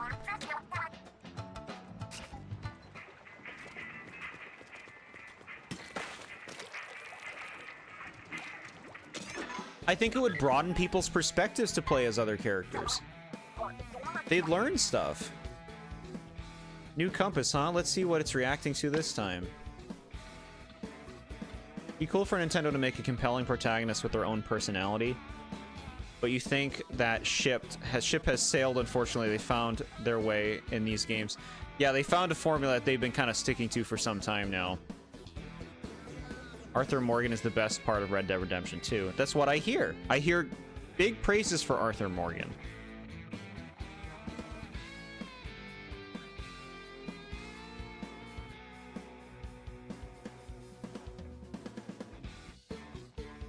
Like, what are the Nintendo series? I'm like thinking right now. Like, it's either create a character as the character you're playing, or named character but doesn't talk. And there's very few exceptions beyond that. Like, you got some Fire Emblem stuff, you got some, you know, Kid Icarus Uprising.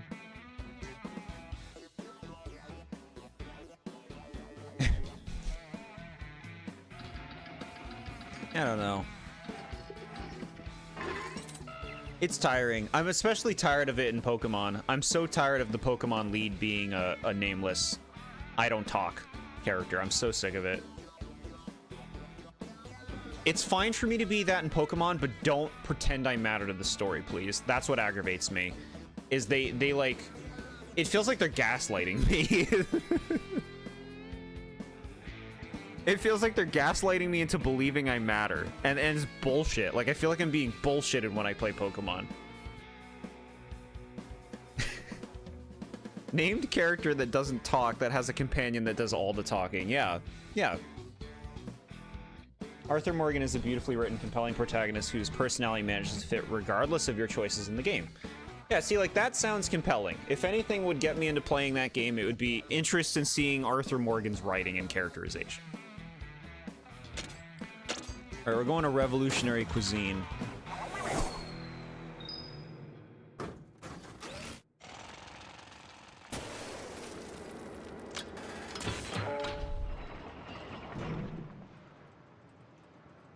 Sampler.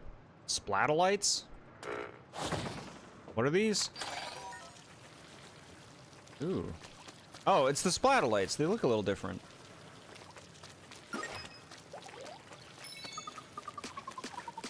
like, there's a question that comes up where it's like, you know, you're playing, let's say, Origami King. You're playing Origami King, and you're basically doing Olivia's story. Olivia's, like, the character who you constantly hear talking. It's like, almost feels like it's more so her adventure, and Mario's just her hired muscle. At that point, it's like, well, why are we playing as Mario? Because it's a Mario game. But it's like, well, if you want to tell a story, though, why can't we tell it? Why can't Mario be integral to the story in some way? Why can't it be something that matters to him? Why does it have to matter to a third party? Probably wouldn't like the game because it is a tragedy. Yeah. Perhaps.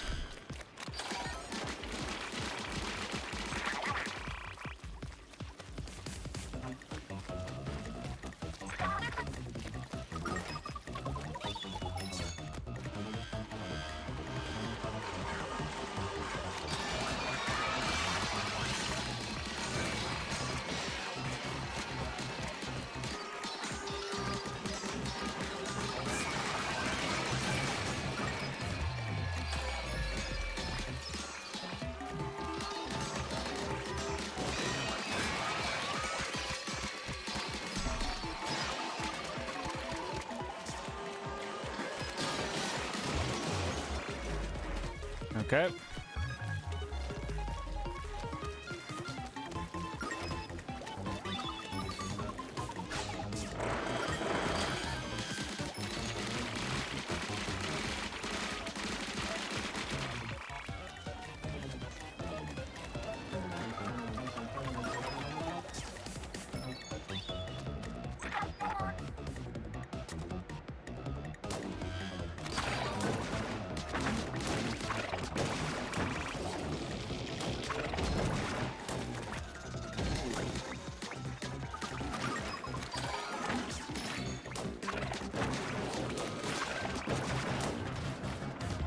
Okay.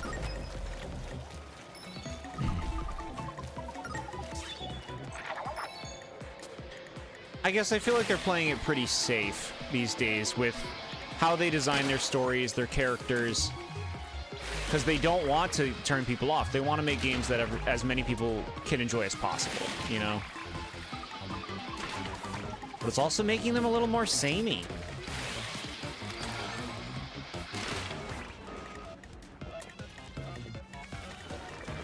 It's like 80 hours long, and like 20 of that is spent mashing A to travel from point A to point B on the map with your horse. Okay. What, you want me to look at that? Alright, we'll look.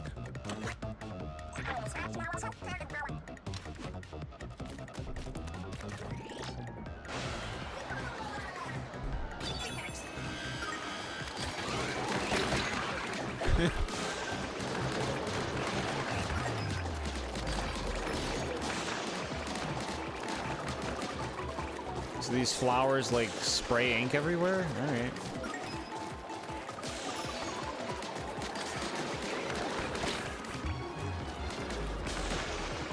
If it ain't broke, don't fix mindset. Unfortunately, if you play their new releases, yeah.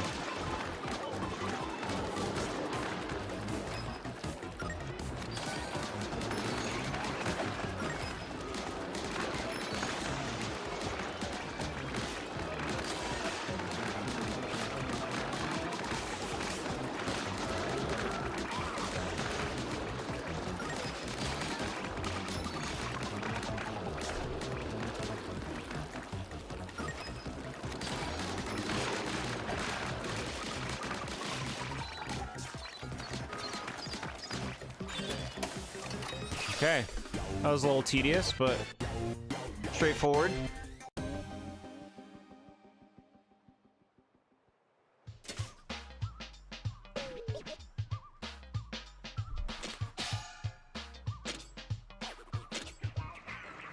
Yeah, it's like games are... It's like modern Nintendo games are like keeping people in their comfort zones more. It's just weird. Like, they play it safe in some ways, but they take weird risks in other ways. But Nintendo has such a consistently high-quality release schedule, so I'm not too mad about them being a little formulaic. They do have a very nice output. And, like, you know, these are polished games.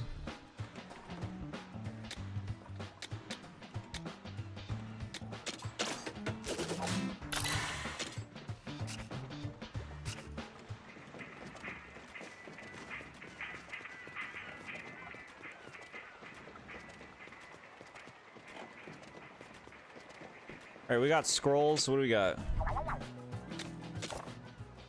No helipad? No worries. We provide ace pilots, custom aircraft, and professional delivery at the lowest prices. Fast flights for fresh flyers. EMA Aviation. So this is the helicopter place we went with? Why does that look like a human? Alright.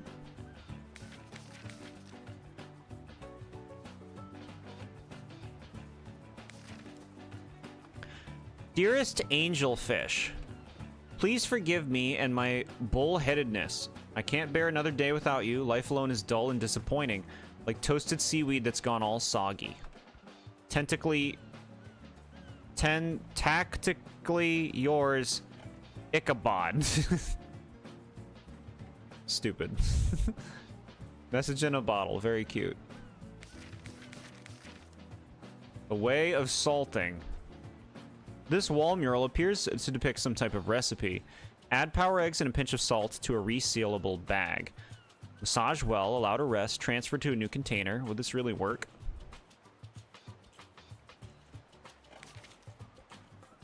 What did the ancient Samanids have in mind when they created this device?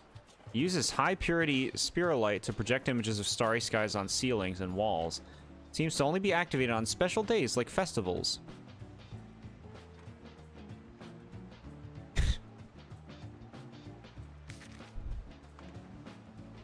Young people love to capture each and every moment of time spent in their hometown. Chat, you got pics in your hometown? I don't. Okay, I guess we got a whole bunch of goodies. Cool. Bunch of crystals.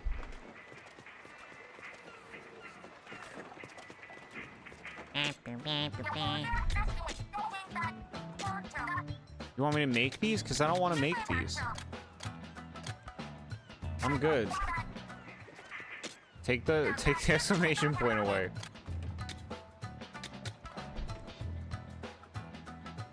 Jump bomb.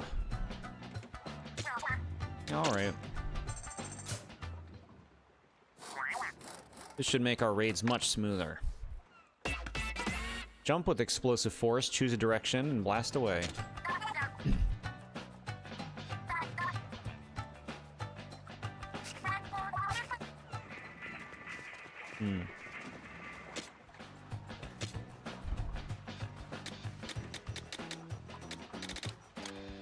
Bro, test range stuff is crazy. Arcade cabinet. You can play arcade games between raids. I really don't want that.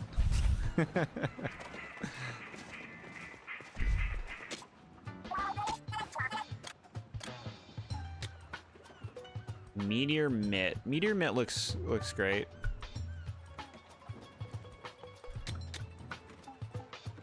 Let me get spin wheel.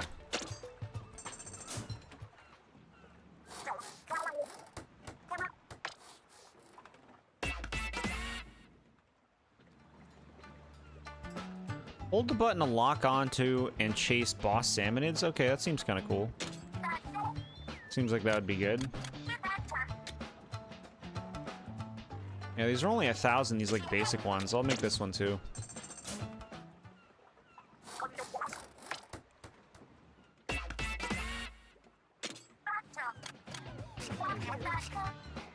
Okay. Bro, look at this fucking...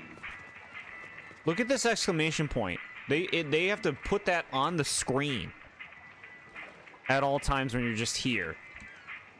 Leave me alone. Leave me alone.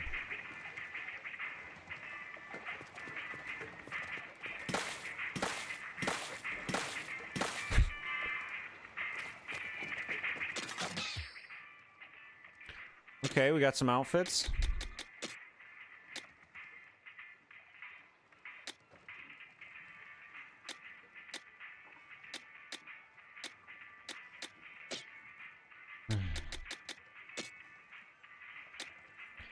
We got a slosher?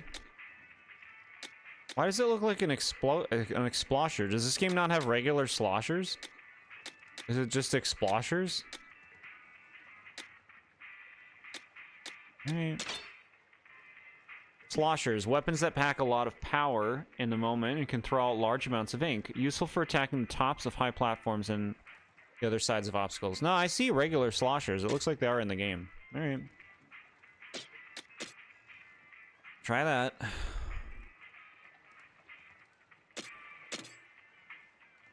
Anchor.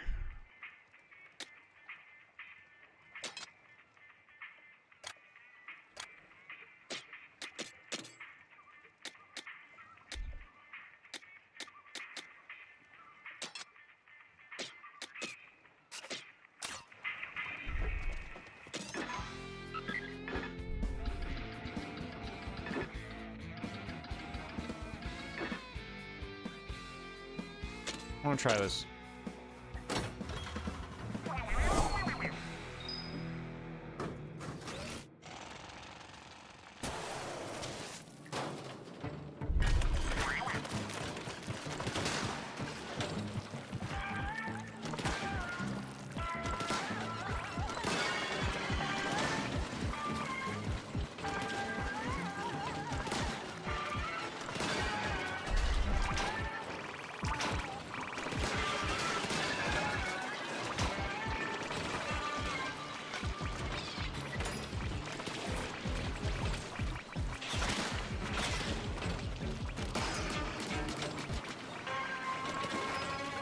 This was not the right weapon to bring to this thing, huh?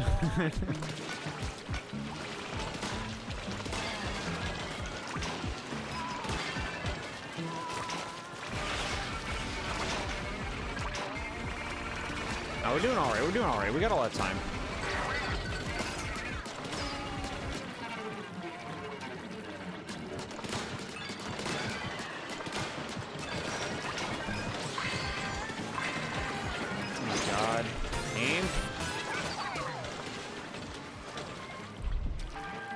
Chill out, game.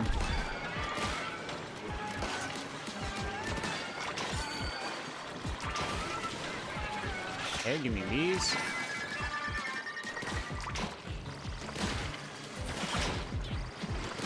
Not enough still?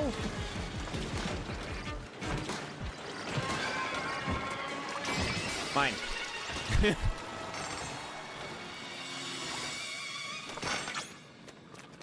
You got it. Close.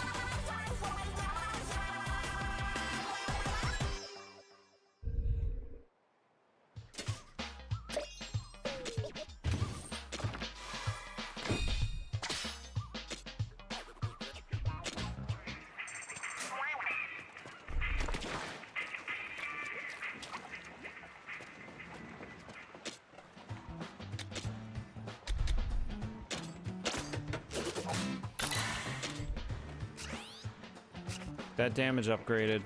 Alright. I think this is a good place to call it, chat. This is a good session. We've gotten a lot further into the game than we were. Yeah, like, thoughts kind of remain, you know, it's, the base gameplay is fun, but the stuff that I'm doing feels like, at least so far, feels like content for content's sake. Very little I've done in this game stands out or feels memorable or special. Which, maybe that's harsh. I wish I felt more rewarded for going through levels and stuff.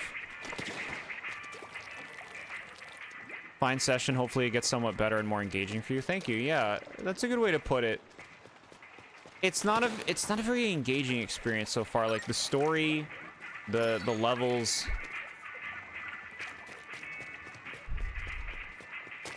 I'm not having a bad time, but it is very much like it feels like a checklist game where it's just like, here's stuff for you to do, go do it. Filler title for Splatoon fans, to be honest. I've seen a lot of people, though, you know, and Splatoon fans saying that they're loving this game. That they're really impressed. Unless you mean it's filler for the I mean, I don't know. Hi, back in time. What's going on? We were just about to, like, wrap it up. I'm just kind of giving my thoughts on this game. Not having a bad time, but also, like, you know, if somebody was like, oh, hey, I'm, I'll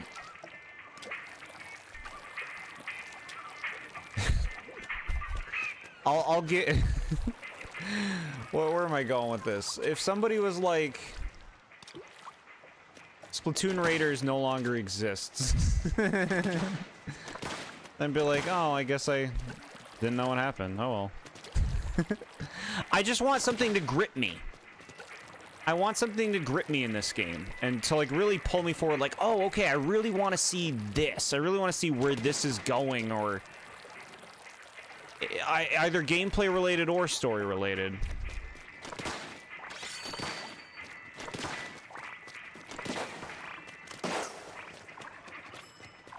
Filler in terms of we need more Splatoon content for the community. It's a fine game at best. It works. It works. So harsh. Not compelling. I'm not compelled. How long have we played this?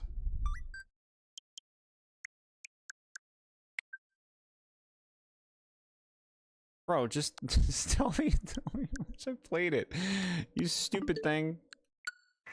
Like we've had to have played this for like at least like 6 or 7 hours at this point, right? Like I know I'm not zooming through this game. I am taking my time. I guess I just don't feel like I've seen much that's very fresh about the game. Most of the things that we fight are enemies we've fought in Splatoon, the series, in Salmon Run. Slightly altered. There's been a few new ones. But it just kind of feels like we're doing a lot of the same stuff, and the same stuff that we're doing just kind of feels like minutia. It feels like I said, here's content, fight these enemies, jump around these rather simple areas. 1,010 hours in Pokemon Scarlet. Geez, is that what it said?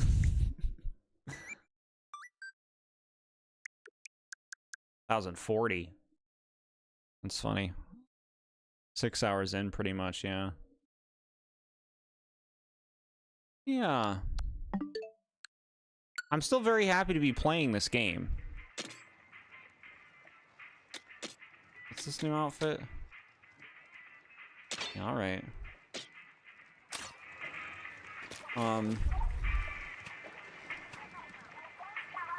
It just kind of speaks to like what I generally search for in games. I want something to draw me. I want something to wow me. And we're not there yet still. But it's like how much of this... so far, I have little reason to believe that the game is gonna be anything more than what we've been doing until maybe the end of the game. You know?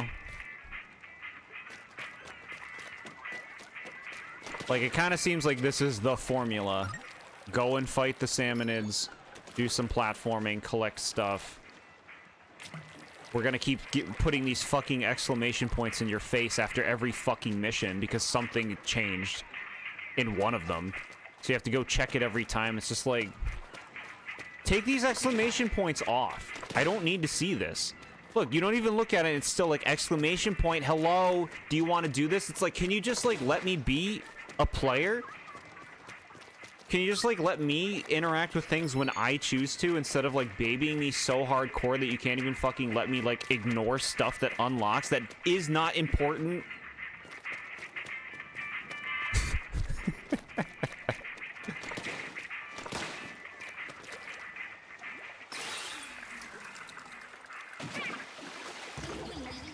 Alright. It's today's session. Thanks for hanging out with me. Going off, preach it. Yeah, it's obnoxious. It's just obnoxious. It's like, I don't know. I'm tired. I'm like actually getting tired of like the hand holding stuff, you know? It takes a lot, I feel like, for games to push me to that kind of point, but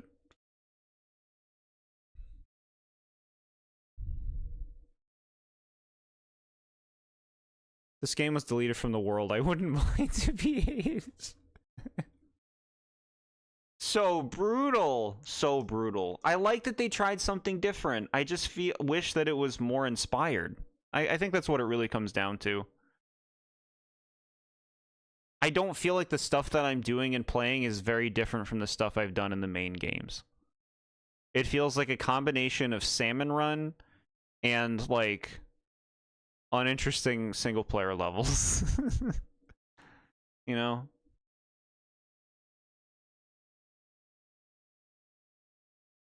That boss fight stunk. That slow, boring, drawn-out boss fight. I don't know. I'm sure the ending of this game is going to be cool. The endings of these campaigns are usually cool in some way. I am curious to seeing where it's going. It just, like, I don't know. It feels like a filler game. Not like. And when I say filler game, I don't mean like filler game in terms of like a filler game for the series. It feels like a filler game in terms of the content in the game feels like filler. Not offensive, just you want to be wowed, you want new stuff. Yeah, like, I like discovery in games. When I'm playing a new game and I'm seeing a lot of stuff I've seen before, like, this kind of harkens back to my issue with Tears of the Kingdom. When I'm playing Tears of the Kingdom, I'm seeing a lot of stuff I saw before. I'm in the same world. I'm seeing the same people in the same places. Like, obviously, it's not that, you know, verbatim. There are changes. There are people in different scenarios. There are a lot of changes to that world, but it's not fresh enough still for me. I want to discover new things. We got mid and boring and combined it and made this game mid and boring. That's funny. It's a cute little game for what it wants to be. Not a lot of games draw me in on a significant level. Feels like a rarity. So, you know, like, Discovery, this is what I'm talking about, how I'm super looking forward to Pokemon Winds and Waves. It's gonna be Discovery Land. Every route we go on, we're gonna be discovering stuff. That's gonna be so fun. I just want to discover new, meaningful things. We're just fighting hordes of salmonid. And, like, the stuff we're getting, like, all these eggs are flowing into us and crystals and stuff, and they feel minor. They don't feel significant. It feels like you're grinding small amounts of materials that you need a large amount to even do anything with. And even then, the stuff you're doing stuff with is, like, not super compelling. Like, oh, I can put stuff on my training ground. It's like you're just grasping for things for me to use my currency on when you're doing that. You're grasping. And just the story is just, like, really bare bones. Like, I'm pretty surprised about that. There's nothing going on in this story right now. Like, I definitely suspect that will change. I just think, like, man, I guess we're here. Like, I guess what's surprising is this game is really putting a lot on the player to motivate themselves to get through it, right? Like, because it doesn't feel like the game itself is giving a whole lot back. It's trying to create, like, a feedback loop of, like, getting stronger gear, upgrading your character. And, like, it's fun to get good gear. It's fun to upgrade your character in games. But when it's so constant, it feels less meaningful. Like, I'm constantly getting new gear. I'm constantly getting minor level ups and stuff. And it just kind of makes it, like, feel less significant. It makes it feel more like a calculated grind. It's such a nothing burger of a game to you, yeah. Yeah, yeah. Well, again, still happy to be playing it. A shame you feel it's a dud of the series. It's a fun thing to get upgraded, but that's the loop. It's like a loop that feeds into itself. The levels of the enemies increase, so you have to increase your level, but it's happening at a static rate, so it's like, couldn't you just take all of it out of the game? Take the levels of the enemies out and take your level out, and what changes about the game? It's just an arbitrary system to create, again, dopamine loops, to create a feeling of growth, to create a feeling of a hook, of this is why, you know, you're playing it to keep leveling up and get stronger. But it's like, when the enemies are doing that, what does any of it mean? What does any of it matter? Who cares? It's like, why games with, like, you know, levels that, like, you know, some RPGs will have levels that, like, change depending on the level you're at. And it's like, why do I care about getting stronger in a game like that then? Yeah, I don't know. Just arbitrary systems for the sake of game. It does feel like that. It feels like a game that's like, here's a game. Look, you can grind and level up. It's just like, it's like focus tested corporate, like, these are the things that people like in games. Let's make a Splatoon game with those things.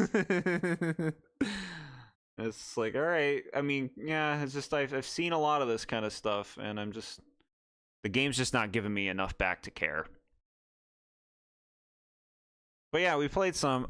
Friday, 2 days from now, at 7 p.m. Eastern Time, we will be doing SpongeBob Trivia, which will be a nice change of pace. So look forward to that. I'm looking forward to it. We'll have some prizes too. I think it's funny I'm roasting this game. It's nothing offensive to me. I'm just so bored it's doing this to me. No, yeah. It just feels like when people make articulate critiques like this that I disagree with, it's because my tastes are bad. No, not at all, Lucas. If you feel differently, that's great. Like, I'm glad if you can enjoy this game and get into that loop. You know what I mean? Like, we're all different. We've all had a different level of experience with games and stuff, to the point where it's like, it's understandable why somebody might not find this boring. You know what I mean? Like, if I was playing this at another point in my life, I could see totally being into it. But to me, I don't know. Just, I'm not compelled enough. But it's a very, you know, everything here works. Everything here works. They didn't do a bad job making this. So yeah, never feel like, you know, your tastes are what they are. You like what you like, and if you like stuff, like, don't let anybody take that away from you. So yeah, SpongeBob Trivia on Friday, chat. Tend to feel similarly, but this channel had helped me with that, honestly. Hey, I'm glad to hear that back in time, because I want you guys to feel empowered to have your opinions, to feel differently. There is no mocking about that. There's no, you know, oh, your tastes are bad or anything. Like, they're different. They're different tastes. We like different things, and that's super fine. We're, like, super different as people. It's nice to see the things that, you know, we can relate over. That's great. All in the aim of understanding. Not my kind of game, unfortunately, yeah. I gotta see the whole game through to really get the full picture, obviously. But yeah, those are my current thoughts. Yeah, I feel like a lot of Nintendo's major releases fairly recently have been like they're all like well-polished games. They're doing what they want to do. They're just not gripping me personally in a significant way. Like, Yoshi and the Mysterious Book was a very cool and very creative game. I don't feel super compelled to 100% that game, at least not right now. And Star Fox 64 remake, like a good remake of the original game with like a lot of stuff to do, I just not gripping enough for me. Hate to focus on negativity and seeking out reasons to hate a game. Like, I play games out of the love of gaming. I think that's great.